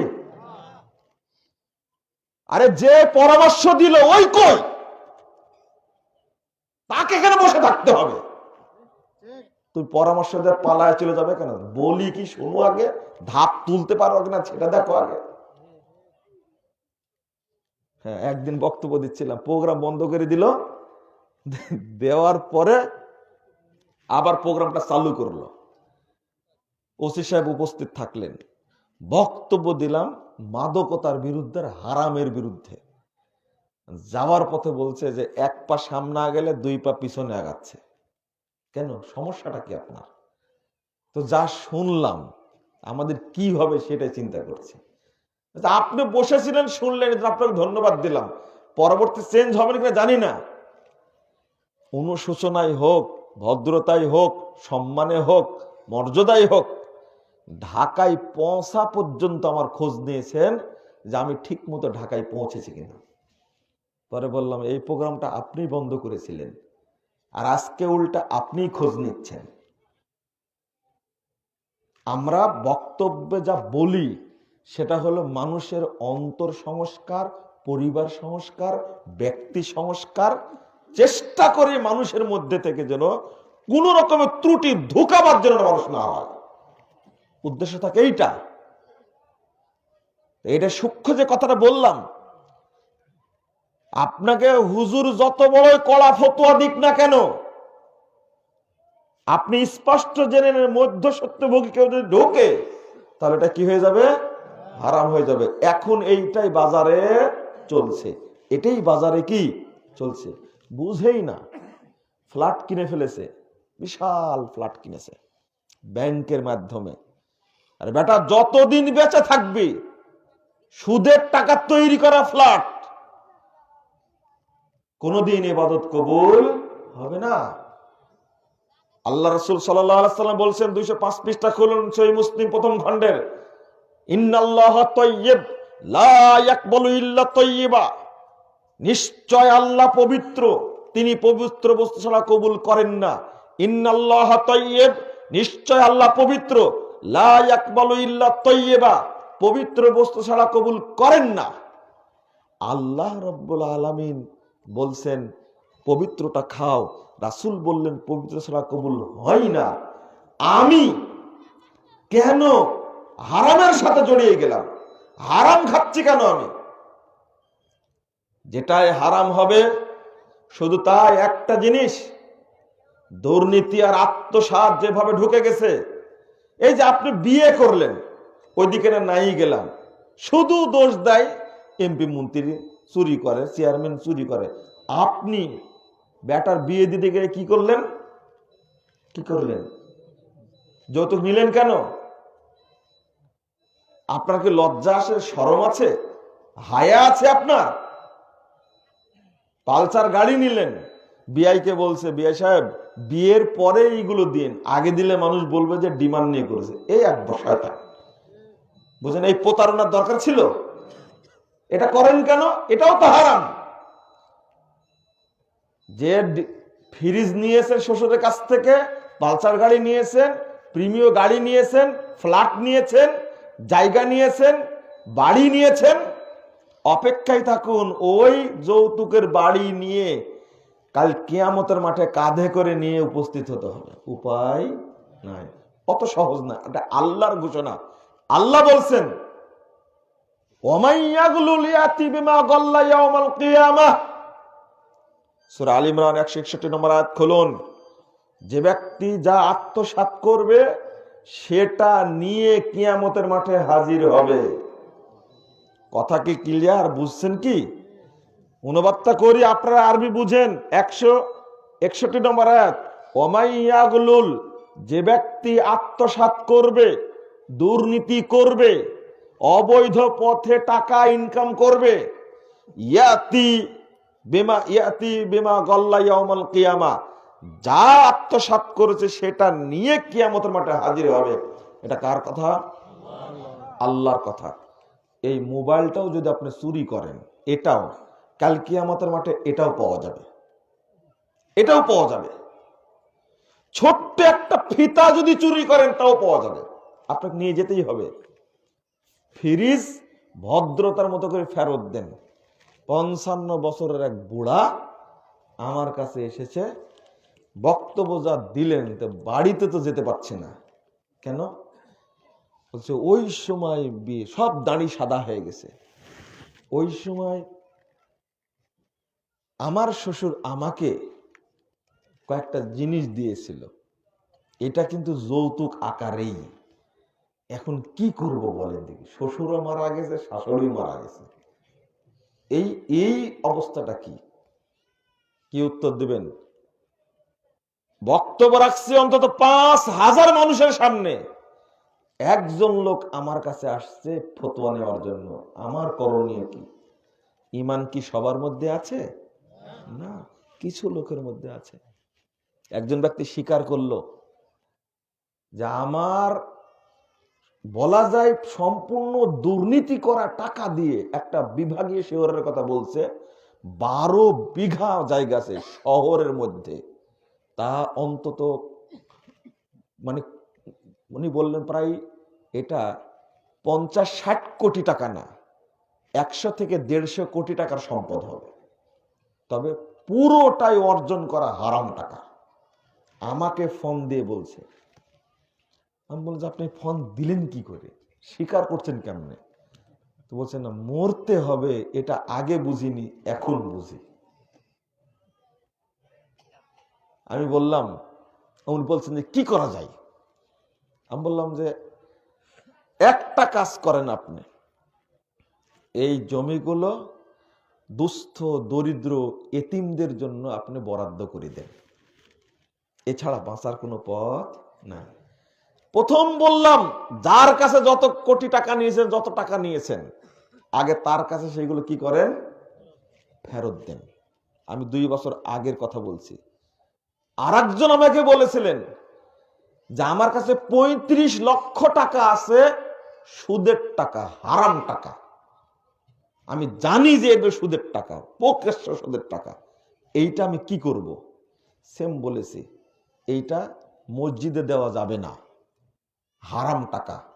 এটা আপনি দুস্থ গরিব মানুষ তাদের বাড়ি ঘর করে দেন, একান্তই যারা এতিম বিধবা চলতে পারে না তাদের মধ্যে আপনি দিয়ে দেন। তবে আত্মীয় স্বজনকে দেওয়ার চেষ্টা করবেন না, আর নেকির আশা করবেন না। একটু নেকি থাকতে পারে, একটু। কোন দিক থেকে নেকিটা থাকবে? ওই 35 লক্ষ টাকা যে কনসাল্ট করার জন্য যদি দেয় তাহলে কি হবে? পাপ হবে। আর ও দিচ্ছে কি করার জন্য? জনকল্যাণে। টাকার কারণে নেকি হবে না, হয়তো জনকল্যাণে দিচ্ছে, হয়তো আল্লাহ সেই কারণে নেকি দিতেও পারে। তবে এটা আল্লাহ ভালো জানে, আমরা বলতে পারবো না, কারণ টাকাটাই কিসে? হারাম। টাকাটাই কি? তওবা করছেন, মোনাজাত ধরে কেঁদে কেঁদে তওবা করছেন। সুদের উপরে বসে, সুদের নৌকায় বসে আপনি তওবা করছেন। তওবা করার শর্ত জানেন? আগে সুদের টাকা বের করুন, আগে পরিষ্কার করুন। শরীরে অপবিত্রতা লেগে আছে, ওযু করলে ওযু হবে? প্রথম শর্ত কি? ফরজ গোসল করেন না? ফরজ গোসলের শর্ত কি? আগে নাপাকি পরিষ্কার করতে হবে, তারপরে ওযু করতে হবে, তারপরে গোসল করতে হবে। ও সুদের উপরে বসে থেকে আপনি হাউমাউ করে কাঁদছেন, আল্লাহকে পাগল পেয়েছেন আপনি। নাউযুবিল্লাহ, আস্তাগফিরুল্লাহ। এই সুদখোরদের আসলে অদ্ভুত বাজিকর এরা। ওদের আত্মা পচে গেছে, ওর স্ত্রীর আত্মা পচে গেছে, ওর ছেলের আত্মা পচে গেছে, ওর পরম্পরায় যত আসবে সবগুলো আত্মা পচে যাবে। দুর্নীতি করে অর্থ কামাই করেছে। প্রশাসন বিভাগ হলো সবচেয়ে বড় দুর্নীতি বিভাগ। বাংলাদেশে এমন কোন সেক্টর না যেখানে দুর্নীতি হয় না। প্রধানমন্ত্রী একা কি করবে? বাপ পারেনি, কিছুক্ষণ আগে বলে আসলাম, বাপই পারেনি। একটা বক্তব্য এখন আমার কাছে অনেকেই পাঠায় যে এর বিষয়ে বলবেন একটু। শেখ সাহেব যেভাবে দুর্নীতি সম্পর্কে বলে গেছেন, ওই বক্তব্যটা যদি বাজানো হতো স্বাধীনতা দিবসে, আমি যে এত খুশি হতাম। অন্তত কিছু চোর চুট্টা যারা আছে, যারা চুরি করে, বাংলাদেশের দরিদ্র মানুষ, এমনিতেই বলে গেছেন তিনি যে সবাই পেয়েছে স্বর্ণের খনি, আমি পেয়েছি চোরের খনি। আস্তাগফিরুল্লাহ, নাউযুবিল্লাহ। সেই যুগের কথা বলছি আমি, সেই 71, 72, 73 সালের কথা বলছি। সেই সময় আমাদের জন্মই হয়নি, সেই সময় বলছেন কেবল একটা দেশ স্বাধীন হয়েছে, তখন বলছেন যে 7 কোটি মানুষের 8 কোটি কম্বল আমারটা কই। আজীব, চোরের দেশ। প্রধানমন্ত্রী একা হয় কি করবেন? উনি নিজেই বলছেন বক্তব্যে, আমার সামনে চোর, পিছনে চোর, চারিদিকে চোর, চুরটাই ভর্তি। ওইটাই তো বাস্তব। এখন দুর্নীতি এত চলছে, আমি বলি আরো কঠোর হতে হবে। বাংলাদেশের মানুষ যে কোনো সময় দুর্নীতির বিরুদ্ধে পদক্ষেপ নিলে সরকারকে সবসময় সহযোগিতা করবে। এই চোর চুট্টাদেরকে মানুষ ভালোবাসে? একজনকেও ভালোবাসে না। একটা কি বলবো, একটা ড্রাইভার কত বদের বদ দেখেন, ইসলামের দুর্নাম করলো। ও বদমাসের মাথায় টুপি, মুখে বড় দাড়ি, কি যেন নাম এই বদমাসটার। এত টাকা চুরি করেছে, এত টাকা চুরি করেছে। সাইনবোর্ড হলো টুপি, দাড়িটা হলো কি সাইনবোর্ড। হাদিসটা শুনে রাখুন, আমি সকলকেই বলছি, আমার বক্তব্য সব জায়গায় যাবে। আপনি পুলিশে চাকরি করেন, পুলিশ প্রশাসন হোক আর সিভিল প্রশাসন হোক, যেখানেই চাকরি করেন না কেন, আপনি না সচিবালয়ে চাকরি করেন, না কাস্টমসে চাকরি করেন, না পাসপোর্ট অফিসে চাকরি করেন, বাংলাদেশের যে কোনো সেক্টরে আপনি চাকরি করবেন, সেখান থেকে আপনি সুদ ঘুষ নিবেন, রাষ্ট্র কোষাগার থেকে টাকা চুরি করবেন, এটা আপনার বাপের পৈতৃক সম্পত্তি না, এটা বাংলাদেশের জনগণের সম্পদ। এটা আপনার বাপ কি চুট্টা ছিল? আপনি পাসপোর্ট অফিসে বসে থেকে চুরি করেন, কৃষকের টাকা চুরি করেন আপনি ভূমি অফিসে বসে থেকে। আপনি মানুষ না জানোয়ার। বাংলাদেশটা দরিদ্র কেন? টুপি তোমার সাইনবোর্ড, দাড়ি তোমার সাইনবোর্ড, নামাজ তোমার সাইনবোর্ড, আলহাজ হলো 1 নম্বরের সাইনবোর্ড। আমি সব ডিপার্টমেন্টকে বলি, ভাই তোমাকে মরতে হবে। তুমি যদি 1 টাকা, আমার খুব কষ্ট লাগে, এত কষ্ট লাগে, আমি কথাটা বলেই ফেলি আজকে। কষ্টের কথা বহুদিন যাবত দেখছি। বাসকে ধরতে পারে না, ট্রাককে ধরতে পারে না, আমাদের পুলিশ প্রশাসন ভুটভুটি চালায়। ভুটভুটি চিনেন? কয় টাকা ভাড়া তার বলেন তো দেখি। তাকে দাঁড় করায়া তুমি যদি তার কাছ থেকে 1 টাকাও নাও, ও পুলিশ ভাই, তুমি যদি 1 টাকাও নাও, তোমার কি ইজ্জত আছে? তোমার কি শরম আছে? তোমার কি লজ্জা আছে? ভুটভুটি চালায়, কয় টাকা ভাড়া পায়। তুমি তাকে দাঁড় করায় নিয়ে বলে দিলে এই রোডে এই গাড়ি চালানো নিষেধ, তুমি কেন চালাচ্ছ? ভুটভুটিওয়ালা পকেট থেকে 10টা টাকা বলে, স্যার ছাড়েন স্যার, ভাড়ায় আমার 20 টাকা, আপনাকে 10 টাকা দিলে আমার থাকবে কোথায়? ওর সন্তান বেশি, ওই পুলিশ সদস্যের সন্তান মাত্র 2টা। সন্তান কয়টা? 2টা। আর ওই ভুটভুটি চালায়, ও তো পরিবার পরিকল্পনা বুঝেই না। ওষুধপাতি খেয়ে যে বন্ধ করতে হবে তো বুঝেই না। বছরে বছরে বাচ্চা হয়। ওর বাড়ি গিয়ে দেখেন বাচ্চা 4-5টা। এই কাল কিয়ামতের মাঠে আল্লাহর কাছে দাঁড়াবে মুখ উজ্জ্বল হয়ে। কিন্তু যারা পরিকল্পিতভাবে এই সন্তান হত্যা করছে, কালকে কেউ জাহান্নাম থেকে পার পাবে না। ওর সন্তান বেশি, ওর ভাড়া কম। রিকশাওয়ালা এদিক দিয়ে ঢুকেছে, রিকশাওয়ালাকে বন্ধ করে দিলেন আপনি। রিকশাওয়ালাও দেশের মানুষ, ও দরিদ্র, তাকে আপনি মাফ করেন, বলেন। আর যারা বড় বড় ডাগা ডাগা দুর্নীতিবাজ, তাদেরকে ধরতে পারছে না, তারা ধরাছোঁয়ার বাহিরে। তারা চলছে প্রাজেরো গাড়ি নিয়ে, তারা চলছে ল্যান্ড ক্রুজার গাড়ি নিয়ে চলছে, তাদেরকে ধরবে কি করে? ধরছে না।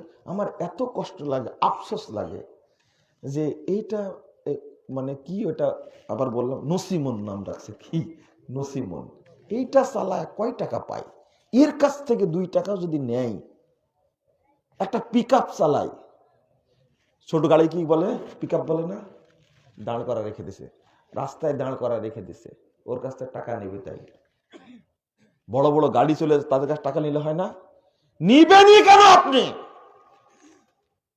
নিবেন কেন আপনি? প্রয়োজনে চাকরি ছেড়ে দেন, অন্য চাকরি করেন আপনি। রাগ করছেন আপনারা? বাস্তবতা এটা। আর এনাদের কি করব? সারা রাত ডিউটি করার পরে হয়তো বা 100 টাকা পায়, ভাগে কয় টাকা পায়? 100 টাকা পায়। আর 1 ঘন্টা ডিউটি করে বিভিন্ন অফিসে ও কোটি কোটি টাকা পাচ্ছে। একজন ব্যক্তি আমাকে বলছেন যে ভাই চাকরি করব কোথায়? বলছে চাকরি করব কোথায়? আমি মাদ্রাসা মসজিদে যে টাকাগুলো দিই, এই টাকাগুলো আমার না, কিন্তু এগুলো সব হারাম টাকা। আমি মসজিদে যান? না না, মসজিদে না, এই যে এতিমখানা মাদ্রাসায় মানুষ নিতে আসে ওদেরকে দিই। কিসের টাকা?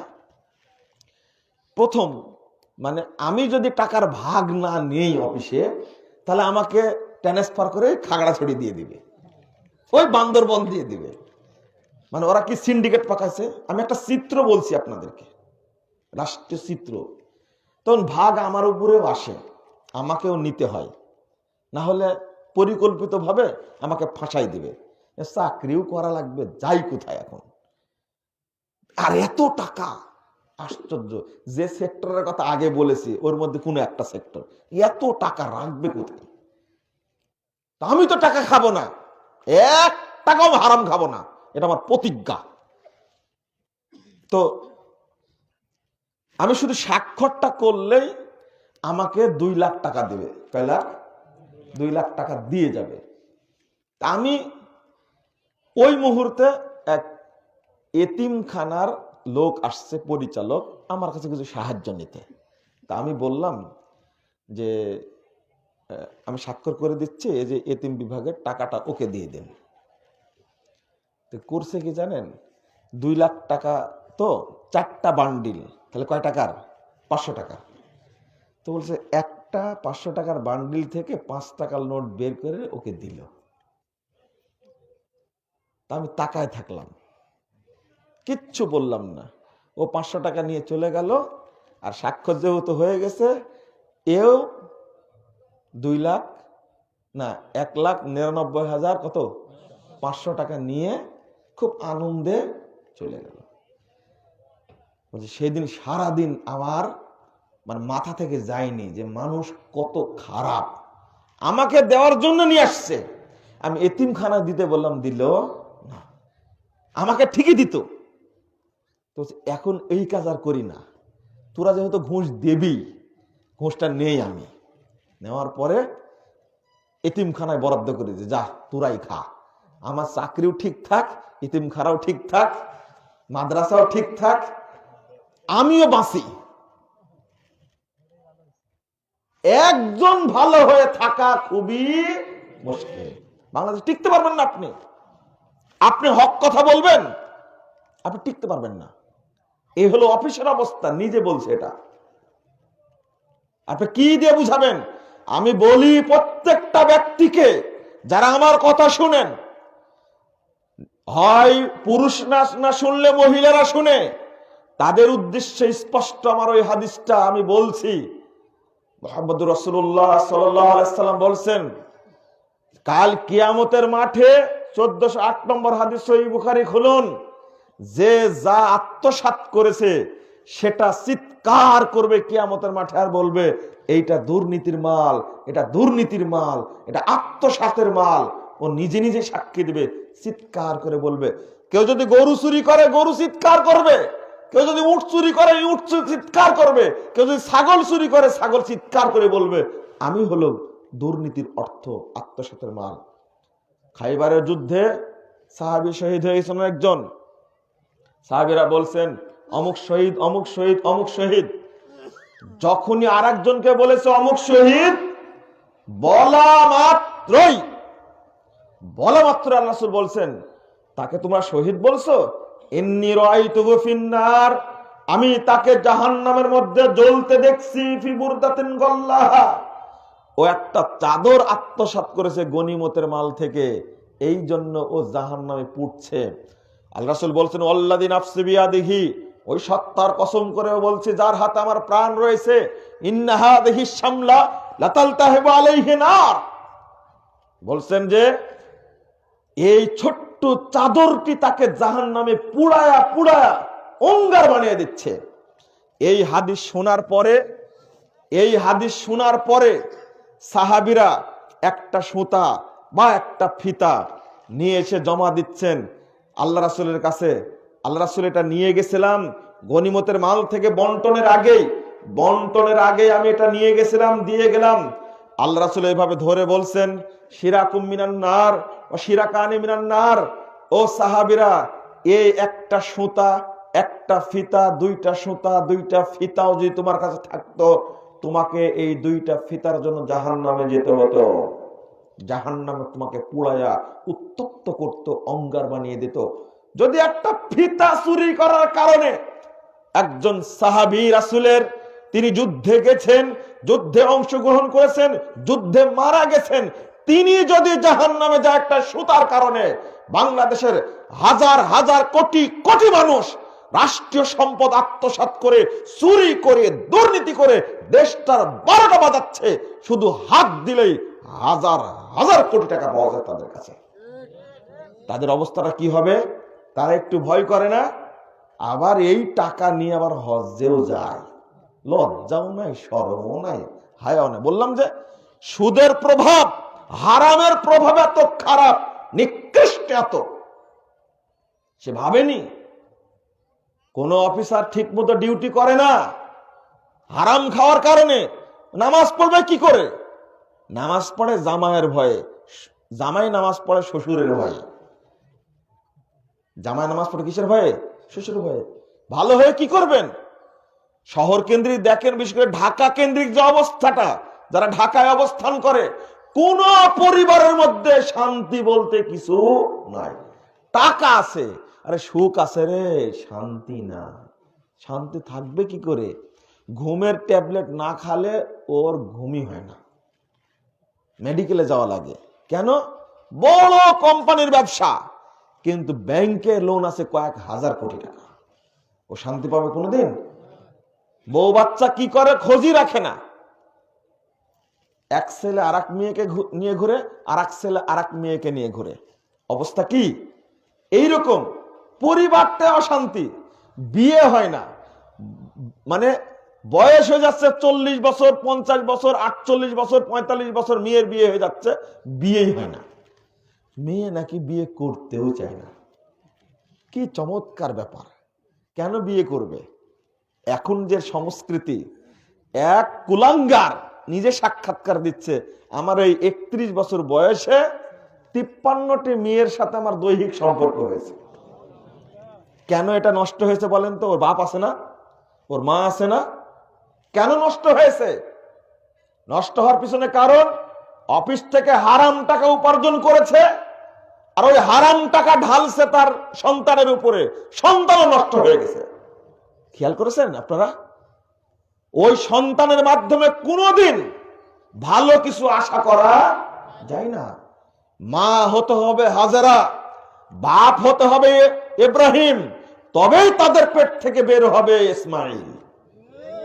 যতক্ষণ পর্যন্ত মা ভালো না হবে, ওই যে যৌতুর কথা বলছিলাম, চুট্টা মার্কা বাপ, বিসিএস ক্যাডার ছেলে, আর যে মেয়েটাকে ধরে নিয়ে আসছে, বিয়ে দিয়ে নিয়ে আসছে, এ হলো ঢাকা বিশ্ববিদ্যালয়ে পড়া, রাজশাহী বিশ্ববিদ্যালয়ে ইংরেজিতে পড়া এমন একটা খান্নাস, যে মানে কি বুরকা তো দূরের কথা, জীবনে উড়লোটাও পরেনি, হাফ প্যান্ট পরে আজীবন ঘুরে বেড়াচ্ছে।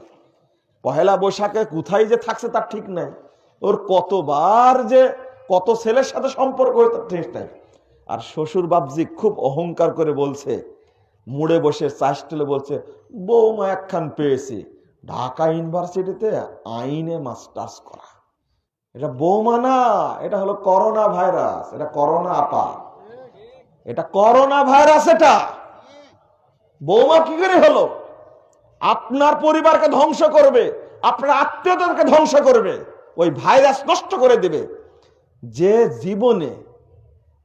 জীবনে বুরকা পরেনি, ফতুয়া পরে ঘুরে বেড়াইছে, হাফ প্যান্ট পরে ঘুরে বেড়াইছে, তাকে নিয়ে আপনি গর্ব করছেন? কারণটা হলো একটাই, ছেলেটা বিসিএস ক্যাডার, মেয়ের বাপ তাকে ডোনেশন দিয়েছে কত না 50 লাখ হবে, বা একটা ফ্ল্যাট দিয়েছে আর একটা প্রিমিয়াম গাড়ি দিয়েছে।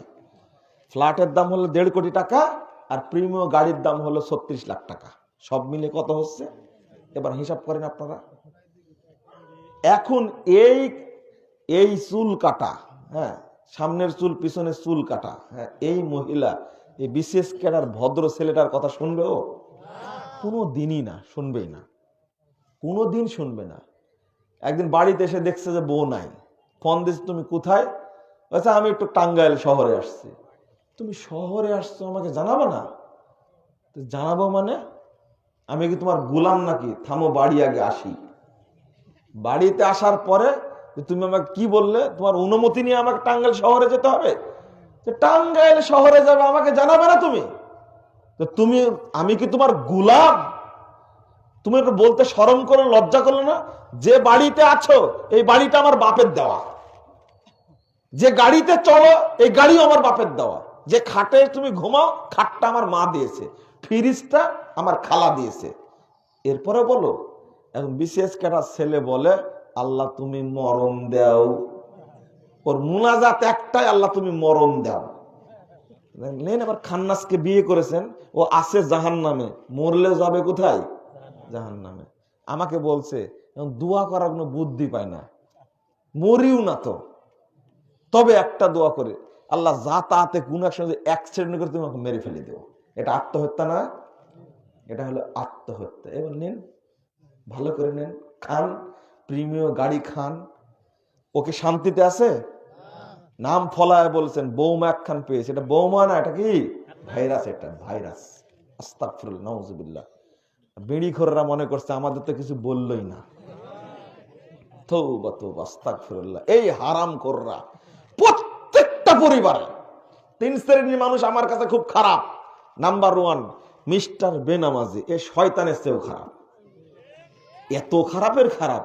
এই বক্তব্য আজকে দেব না, শুধু এত তোমাদের বলে রাখলাম, নামাজ যদি না পড়ে থাকো তোমরা নামাজ ধরো, নামাজ পড়া আজ থেকে শুরু করো, না হলে এই কাফের হয়ে মারা যেও না। যদিও নামাজি বেনামাজি 3 প্রকার, এই শেষ 2 প্রকার হলো কাফের। এক প্রকার হলো সালাতকে অস্বীকার করে, টিট করে, হ্যাঁ নামাজ পড়ে কি হবে, খামাখা সময় নষ্ট করিস কেন মসজিদে গিয়ে। এরা খাঁটি কাফের, কাঁচা নগদ টাটকা কাফের এরা। 2 যারা ইচ্ছায় সজ্ঞানে বুঝে জেনে সালাত পড়ে না, এরাও কাফের। এক ওয়াক্ত সালাত না পড়লেও কাফের, এই বদটা কাফের। আর এক শ্রেণীর খাটাস আছে, এতই বদের বদ, এদের সংখ্যায় বেশি। নামাজ 2 ওয়াক্ত 3 ওয়াক্ত পড়ে, বাকিটা পড়ে না। মা গালিগালাজ করে, বাপ গালিগালাজ, কিরে তুই আমার পেট থেকে শুয়োর হয়েছিস না কুকুর হয়েছিস, নামাজ পড়িস না তুই? এই গালি শুনে কয়েকদিন পড়ে, পড়ার পরে আর পড়ে না। কিন্তু অনুতপ্ত, নামাজ পড়া উচিত, পড়লে ভালো, কেন যে পড়তে পারি না। এ কাফের না, কিন্তু এই খাটাসটা হলো ফাসেক। কি এ? ফাসেক। আপনারা যদি এর মধ্যে থাকেন, হ্যাঁ, কেউ দয়া করে নামাজ পড়া শুরু করবেন। কথা বোঝা গেছে? জানাজার সময় দ্বন্দ্ব পাকায়েন না, জানাজার সময় দ্বন্দ্ব পাকায়েন না। 2 নম্বর আমার কাছে খারাপ, 2 নম্বর শ্রেণী এই বেহায়া মহিলা। বেহায়া মহিলা বুঝেন তো? যারা শিক্ষা সফরে যায়, আপনার মেয়েতে যায় শিক্ষা সফরে, যায় না? এই যে কি বলে, প্রিন্সিপাল ইব্রাহিম খাঁ কলেজ থেকে গেল, করটিয়া কলেজ থেকে গেল, আপনার মেয়ে তো গেছিল। ওই যে জাফলং গেল না, আপনি ভুলে গেছেন মনে হয়। ওই যে কুয়াকাটা গেল যে আপনার মেয়েটা, হ্যাঁ, অনার্সে পড়ে, যুবতী মেয়ে গেল, হাজি সাহেব বাড়িতে বসে মুনাজাত ধরেছে, এত চমৎকার, আল্লাহ তুমি আমার মেয়েটাকে সহি সালামতে ফেরত নিয়ে আসো। এ সহি সালামতে আসবে? ওর বন্ধুরা ঠিক ঠিক থুবে ওকে। ও হাজি সাহেব, আপনি জানেন না, ও শিক্ষা সফরে যাওয়ার সময় যে পোশাক পরেছিল, ওই পোশাকে যদি একবার দেখতেন আপনি, আর জীবনে চোখে দেখতেন না আপনি। ওই যে পোশাক পরেছে জীবনেও দেখেন না আপনি। ওই পোশাকে আপনি দেখলে মানে আপনি মনে করবেন যে আল্লাহ এখনই মরি। ওকেই টাকা আপনি 20,000 দিয়েছেন, থাকবে তো কি 1 সপ্তাহ। হাজী সাহেবের বিশ্বাস অনেক বেশি তো, খুব বিশ্বাস। মেয়েটা আমার একবারে ফেরেস্তা, আর তার বন্ধুরা হলো জিন, আর শিক্ষকরা হলো ভূত, পরস্পরের কোনো সংঘর্ষ লাগবে না। এই মেয়ে জীবনে ভালো হবে না। আপনি হাজি না, আসলেই পাঁজি। ঠিক বললেন কেন? আপনিও তো গায়ে হলুদের অনুষ্ঠান করেছেন, করেননি? গায়ে হলুদের অনুষ্ঠান আপনি করেননি? করেছেন, আপনিও করেছেন। আপনার বোনের গায়ে হলুদের অনুষ্ঠান হয়, আপনি ঠিক বললে আমি লজ্জা পাই। গায়ে হলুদের অনুষ্ঠান হবে কেন? যারা বিয়ে করেনি, শুনো তোমাদেরকে বলি, এই নষ্টামি করো না কখনো। গায়ে হলুদের অনুষ্ঠান বলতেই জঘন্যপনা। তোমার খালাতো বোন, মামাতো বোন, ফুফাতো বোন এসে তোমার গালে হলুদ মাখায়, ছি, নাউজুবিল্লাহ। ওর হাত অপবিত্র, তোমার গালও অপবিত্র, না হলে এটা কিভাবে হয়? তোমার খালাতো বোন, ফুফাতো বোন তোমার গার্লফ্রেন্ড আবার বলে, আস্তাগফিরুল্লাহ। ওই গল্প তো আলাদা, কে বলবে এটা? গোটা সমাজটা নষ্ট সমাজ হয়ে গেছে, একবারে নষ্ট। তোমার বাড়িতে গায়ে হলুদের অনুষ্ঠান হবে কেন? আমি বলি, 3 জায়গায় মেয়েদেরকে নিয়ে যাবেন না। বর্তমান প্রচলিত বিবাহের অনুষ্ঠানে মেয়েকে, বোনকে, মাকে, স্ত্রীকে নিয়ে যাবেন না, ইমান মাসান আগে। 2, এই প্রচলিত শিক্ষা সফরে পাঠাবেন না মেয়েকে। আপনি শিক্ষা সফরে বের হন, আপনি নিজ ফ্যামিলি সহ আপনি ঘুরেন। কক্সবাজার আপনি 6 মাস থাকেন, কে বলেছে আপনাকে? কিন্তু নোংরা জায়গায় যাবেন না, যেখানে পর্দার ক্ষতি হবে, আপনার স্ত্রীর, আপনার মেয়ের, আপনার বোনের ক্ষতি হবে, সেখানে যাবেন না। আপনি ঘুরেন আপনি। কিন্তু 14 জন বন্ধু মিলে বউ ভাগাভাগি করে নিয়ে যে আপনি যাবেন, এই জাহিলিয়াত শুরু করেন কোত্থেকে? একজন বলছে, দাওয়াত দিচ্ছে, যে আমাকে জানাচ্ছে আমরা একটু যাচ্ছি শিক্ষা সফরে। কে কে? এসে আমরা যারা পার্টনার আছি 14-15 জন সব মিলে। তাই নাকি? বলছে না, ফ্যামিলি সহ তো, বাচ্চা কাচ্চা সহ যাচ্ছে। কি চমৎকার ব্যাপার, মানে বউ ভাগাভাগি করে নেবেন, তাই না? শয়তানি করার জায়গা পান না। মাথায় সুন্দর টুপি, মুখে দাঁড়িয়ে দেখতে ফেরেস্তার মতো, আর বউ ভাগাভাগি করে নিয়ে আপনি যাচ্ছেন শিক্ষা সফরে। এত বড় বেহায়া হয়ে গেলেন, কে শিক্ষা দিয়েছে আপনাদেরকে? না, আপনি হলেন গায়ের মাহরাম, আপনার বউ আমার দেখা হলো হারাম। আপনি শিক্ষা সফর কাকে দেখাচ্ছেন? মরবেন না আপনি? মরার চিন্তা ভাবনায় শিক্ষা সফরে যাবেন। আর প্রচলিত দিবস পালনের অনুষ্ঠান যত আছে, এই সমস্ত অনুষ্ঠান থেকে নিজেকে বিরত রাখবেন। এই 31st নাইট করে না, এই 2 দিন পরে আসতেছে, যে অবস্থাটা হবে। আর এই যে নোংরা পহেলা বৈশাখ, যেটা জাতিটাকে ধ্বংসই করে দিল, দেশটা এখন ধর্ষণের রাজ্য। কারণটা কি? আমাদের ওয়াজ করে, আপনারা একটু পর্দা সম্পর্কে বললেন। ও, আমটা ছিলে রেখে মাসিকে নসিহত করা, তাই না? তোমাদের কোনো দায়িত্ব নাই? হোটেলে অভিযান চালান, বক্তব্য দেওয়ার সময় তো বলাই যায়, ধর্মীয় অনুশাসন মেনে চলুন। কি সুন্দর বলি, দেখে কি চমৎকার কথা। ধর্মীয় অনুশাসন আমাদেরকে মেনে চলার কথা বলছেন, ধর্ম সম্পর্কে কথা বলবো, কিন্তু আপনারাও সাবধান হন। হোটেলে হোটেলে কেন পতিতালয়ের ব্যবসা চলছে, এটাকে বন্ধ করো। ঠিকই বন্ধ হবে। তা আপনারা চুপচাপ আঙ্গুল চুষবেন, আর হুজুরেরা পর্দার ওয়াজ করবে, তাই না? কি চমৎকার ব্যাপার। ধর্ষণ কি জন্য হচ্ছে? শুধু একজন বলেছে মহিলাদের পোশাকের ক্ষেত্রে সাবধানতা অবলম্বন করা উচিত, সব ঝোড়ার উপরে। আমার মহিলারা দুধে ধোয়া, তাই না? তোমাদেরকে আল্লাহ যেটা বলেছে তোমরা এটা করো না কেন? পুরুষদেরকে বলে তোমরা মানে চক্ষু অবনত রাখো, তোমরা দেখো না।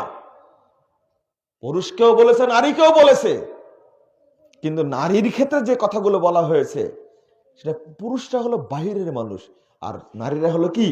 ঘরের মানুষ। আল্লাহ বলেছেন সূরা আহজাব 33 নম্বর আয়াত, ওয়াকারনা ফি বুয়ুতিকুন্না ওয়ালা তাবাররাজনা তাবাররুজাল জাহিলিয়াতিল উলা। আচ্ছা, একটা পুরুষ মানুষের প্রতি যে আকর্ষণ, মহিলাদের প্রতি আকর্ষণ কি এক সমান? আল্লাহ তাদেরকে সৃষ্টি করেছে এইভাবে। 1173 নম্বর হাদিস, তিরমিজি খুলুন, আল্লাহ রাসূল বলছেন, আল মাররাতু আওরা, মহিলা হলো লজ্জার বস্তু, ঢেকে রাখার বস্তু। এইভাবে তাদেরকে মুড়িয়ে রাখতে হবে। ফাইদা খরাজাত ইস্তাশরাফা শয়তান, যখনই বের করা হয় মুড়ক থেকে, তখন শয়তান তাকে জেনা করার জন্য উদ্বুদ্ধ করে। তাহলে মহিলাদেরকে ঢেকে থাকতে হবে না? ও শুধু পুরুষদের দোষ? ধর্ষণ কেন হচ্ছে? বন্ধুরা আমার, কথা বলতে গিয়ে অনেক কথাই চলে আসে। আগে এক বাক্যে ভারতীয় নোংরা চ্যানেলগুলো বন্ধ করে দিন। দেখবেন, আমাকে এক জায়গায় দেখাইছিল, কি ইত্যাদি করে নাম কি, সংকেত। এই সংকেত বলছে যে পারিবারিক বিচ্ছেদটা ঘটছে বাহিরের চ্যানেলগুলির কারণে। এটা আমার কথা না। কেন বন্ধ করেন না? আগে এটা বন্ধ করেন। 2 নম্বর, ইউটিউব নিয়ন্ত্রণ করেন, ফেসবুক নিয়ন্ত্রণ করেন। অন্য দেশে করা হয়, আমাদের দেশে হবে না কেন? তাহলে ধর্ষণ কমে যাবে ইনশাআল্লাহ। আগে তো ইসলামের বিরুদ্ধে খুব বলেছেন, আজকে বলছেন কেন? তুমি গত বছরে বললে যে এটা হলো মহিলাদের স্বাধীনতা। ধর্ষণের সময় ছেলে যেমন তৃপ্তি অনুভব করে, মেয়েও তেমন তৃপ্তি অনুভব করে। তুমি কত বড় খান্নাস, কত খারাপ, তুমি এত জঘন্য হয়।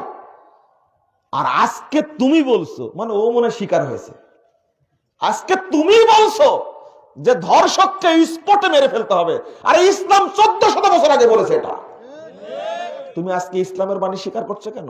ঠেলার নাম বাবজি, তাই না? এখন ইসলামের কাছে আত্মসমর্পণ করছে কেন? ধর্ষণের মৃত্যুদণ্ড কার্যকর করার চেষ্টা চলছে, মৃত্যুদণ্ড দিয়েছে, এখন কার্যকর হয়নি, হয়তো হবে বাংলাদেশ ইনশাআল্লাহ। এখন ইসলামের কাছে আসলে কেন? এখন আসলে এখন ইসলামের কাছে আগে বন্ধ করো, পথ বন্ধ করো। আগে পহেলা বৈশাখের মতো এই নষ্ট দিবস, 14ই ফেব্রুয়ারির মতো বেশ্যা দিবস আর সুন্দরী প্রতিযোগিতা বাংলাদেশের নারী পুরুষকে ধর্ষণের থেকে উদ্বুদ্ধ করেছে। আগে ওইগুলো বন্ধ করুন, লাক্স প্রতিযোগিতা বন্ধ করুন। আর যত সিনেমা হলগুলো আছে, সব হলে যে নেকেট যে অবস্থা, এইগুলো বন্ধ করে দিন। ধর্ষণ ইনশাআল্লাহ এমনি বন্ধ করে। শাস্তি যারা করেছেন কার্যকর করুন। এতদিন সময় লাগবে কেন? মাত্র মনে 7 দিন একটা রায় দিয়েছে, মাত্র 7 দিনে। ওই বিচারককে ধন্যবাদ দিই আমি, 7 দিনে রায় দিয়েছে মৃত্যুদণ্ড। আর মাত্র 3 দিনের মধ্যে ওকে ঝুলায় দাও, ধর্ষককে ঝুলায় দাও। হ্যাঁ, প্রেম প্রীতির কারণেও এটা হয়। গার্লফ্রেন্ড আর বয়ফ্রেন্ড যখন বিচ্ছিন্ন হয়, তখন মামলা হয় ধর্ষণের। এটাও ঠিক। তোমরা আগে যেগুলো করেছো, 5 বছর গার্লফ্রেন্ড থাকছো, বয়ফ্রেন্ড থাকছো, থেকে নিজের যৌবন জীবন সব নষ্ট করেছো, এরপরে বলছো ধর্ষণের শিকার হয়েছে। সম্পর্ক ছিল 5 বছরের, শয়তানি করার জায়গা পাও না তুমি। আর বাপ ধর্ষণের মামলা দিল, বাপও বদমাস। কারণ ঢাকায় পাঠাচ্ছে টাঙ্গাইল থেকে মেয়েটাকে, নিজের মেয়েকে পাঠাচ্ছে চাচাতো ভাইয়ের সাথে, খালাতো ভাইয়ের সাথে। ওই বাপ খারাপ না ভালো বলেন তো দেখি? থাকতে থাকতে অনার্সের 3য় বর্ষে পড়ে একদিন দেখে যে নাই, ফোনে পাওয়া যায় না, কোথায় গেল কোথায় গেল, থানায় জিডি করে, ভাইও নাই বোনও নাই। বুঝতে পারেননি? খালাতো ভাই বোন তো নেই। 3 মাস পরে কক্সবাজারে ফোন দিয়েছে, আব্বু আমি তো ভাইয়ার সাথে বিয়ে করে নিয়েছি। তখন বাপ বলছে, তুই আমার মেয়েই না, তোকে বাড়িতে উঠতে দেব না, তোকে সম্পদ দেব না, তুই আমার ফোন দিস না, তুই মরে গেছিস, আর দেখতে পেলে তোকে জবাই করবো। ও তুমি এখন বাপ, আর আগে কি ছিলে? এখন বাপ। ছোট থেকে মানুষ করেছে এগুলো নোংরা পরিবেশে। নিজে আগে বাপ হন, সন্তানকে মানুষ করুন। ধর্ষণের শিকার সবাই হয় না। আপনি আপনার মেয়েকে নিজে ছেড়ে দিলেন কেন? খুব রেয়ার ঘটনা ঘটে, একেবারে নির্দোষ। মানে এই সমস্ত সন্ত্রাসীরা, মদখোররা যেভাবে উৎপেত থাকে মেয়েদের প্রতি, যে ঘটনা ঘটে, স্বামীর সামনে স্ত্রীকে নিয়ে যে ধর্ষণ করে, এটা কি লোমহর্ষক না? কত বড় জঘন্য পর্যায়ের কারবার। এক শয়তান, বৃদ্ধ শয়তান, মাত্র 2.5 বছরের মেয়েকে বাচ্চাটাকে তার কাছে রেখে গেছে, মা পার্শ্বের বাড়িতে গেছে কাজে, ওই বৃদ্ধ শয়তানটা 2.5 বছরের শিশুকে ধর্ষণ করেছে। এটা কি দেশ? এটা একটা কেন হচ্ছে এগুলো? ইউটিউব গুলো বন্ধ করে দিন, নিয়ন্ত্রণ করুন এগুলো। আপনি আগে পরিবারকে সামাল দেন। সব চ্যানেলগুলো খোলা রাখছেন, টিভির বসা রাখছেন কেন? ডিশ লাইন কেন আপনার বাড়িতে রাখেনি? যদি পিস টিভি শোনার জন্য, পিস টিভি তো বন্ধ। টিভি কি বন্ধ হয়েছে? টিভি বন্ধ হয়নি। ডিশ লাইন বন্ধ করে দিন। যদি রাখতেই চান, আবার আপনি তেলাওয়াত শুনবেন, ভালো কথা শুনেন, সব চ্যানেলগুলো অফ করে দিন, দিয়ে একটা রাখেন। দেখি পারেন কিনা। আপনি পারবেন না। আপনি বইয়ের বাপের কাছ থেকে যৌতুক নেওয়ার কারণে আপনি বইয়েরই গোলাম হয়ে গেছেন। আপনার নিজের ওয়াইফের গোলাম হয়ে গেছেন আপনি। আপনি কথা বলতে পারেন না তো। হারামে জর্জরিত সমাজ, সবগুলো থেকে আপনাকে বেরিয়ে আসতে হবে। জাহেলিয়াত থেকে, সুদ, ঘুষ, যত প্রকারের হারামের কথা বললাম, হারাম থেকে বেরিয়ে যদি আসতে পারেন, 5 ওয়াক্ত সালাত যদি আদায় করতে পারেন, ইনশাআল্লাহ আপনার জন্য আমার জন্য জান্নাত হবে ইনশাআল্লাহ। আল্লাহ রাসূল সাল্লাল্লাহু আলাইহি ওয়াসাল্লামকে নোমান বলছেন, 117 নম্বর হাদিস, আল্লাহ রাসূল, ইযা সাল্লাইতুল মাকতুবা, আমি যদি শুধু ফরজ সালাত আদায় করি, আর হালালতুল হালাল ওয়াল হারামতুল হারাম, হালালকে গ্রহণ করব, হারামকে বর্জন করব, ফরজ সালাত আদায় করব, আর হালালটা গ্রহণ করব, হারাম গ্রহণ করব না, তাহলে কি জান্নাতে যাব? আল্লাহ রাসূল সাল্লাল্লাহু আলাইহি ওয়াসাল্লাম বললেন, নাম, তোমার জন্য জান্নাতে রেডি। হারাম বর্জন করুন, আত্মতৃপ্তিতে ইবাদত করুন। আরো যতগুলো পথ আছে, ব্যবসায়ী পথ বলেন, সমস্ত পথে যত হারাম আছে, হারাম থেকে বিরত থাকুন। আমার আব্বা বলতেন, একটা নসিহত বাবা মনে রাখো, ছোটতে বলতেন, যেখানেই থাকো 5 ওয়াক্ত সালাত জামাতের সাথে পড়বা। 5 ওয়াক্ত সালাত মসজিদে গিয়ে জামাতের সাথে পড়বা। 1, 2 নম্বর, কোনোদিন হারাম খাবে না। তখন ছোট, হাদিসও বুঝিনি। এখন দেখছি কথাটা কোনো আলেমের কাছ থেকে হয়তো শুনেছেন, এই হাদিসের সাথে মিলে গেছে। আমি বলবো আপনাদেরকে, হারাম কোনো মতেই যদি যেন ভিতরে না ঢোকে, ঢুকলেই অপবিত্র হয়ে যাবে, দোয়া কবুল হবে না। আগে তওবা করতে হবে, আল্লাহ আমি তওবা করলাম, যেগুলো হারাম টাকা মানুষ পাবে, মানুষের কাছ থেকে আমি নিয়েছি, ওইগুলো জোর করে নিয়েছি, জমি জায়গা নিয়েছি জোর করে, আত্মসাৎ করে, কত জমি যে আত্মসাৎ করে নিয়েছে মানুষ, এইগুলো ফেরত দিয়ে, আল্লাহকে বলেন, আল্লাহ মাপ চাই, তুমি আমাকে ক্ষমা করো। মাপ চাইলে আল্লাহ সব পাপই ক্ষমা করতে পারেন। আল্লাহ তুমি আমাদের উপর রহম করো, আল্লাহুম্মা আমিন। বন্ধুরা আমার, আমি প্রশ্নের উত্তর দিব না, মাফ করবেন। এই বইটা আপনারা সংগ্রহ করবেন সবাই। 1330টা প্রশ্নোত্তর আছে। মাসিক আল ইখলাস এই পত্রিকাটা আপনারা নিয়ে নেবেন অবশ্যই। আর বই মনে হয় নাই, নিয়ে আসা হয়নি। তো যাক, আমি এখন আপনাদের সাথে দোয়াটা পড়ে নিচ্ছি।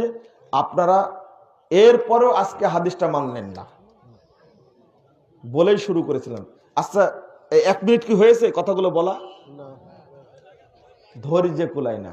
আল্লাহ তুমি আমাদের উপর রহম করো, আমিন। সুবহানাকা আল্লাহুম্মা ওয়া বিহামদিকা আশহাদু আল্লা ইলাহা ইল্লা আনতা আস্তাগফিরুকা ওয়া আতুবু ইলাইকা। জান। আসসালামু আলাইকুম ওয়া রাহমাতুল্লাহ।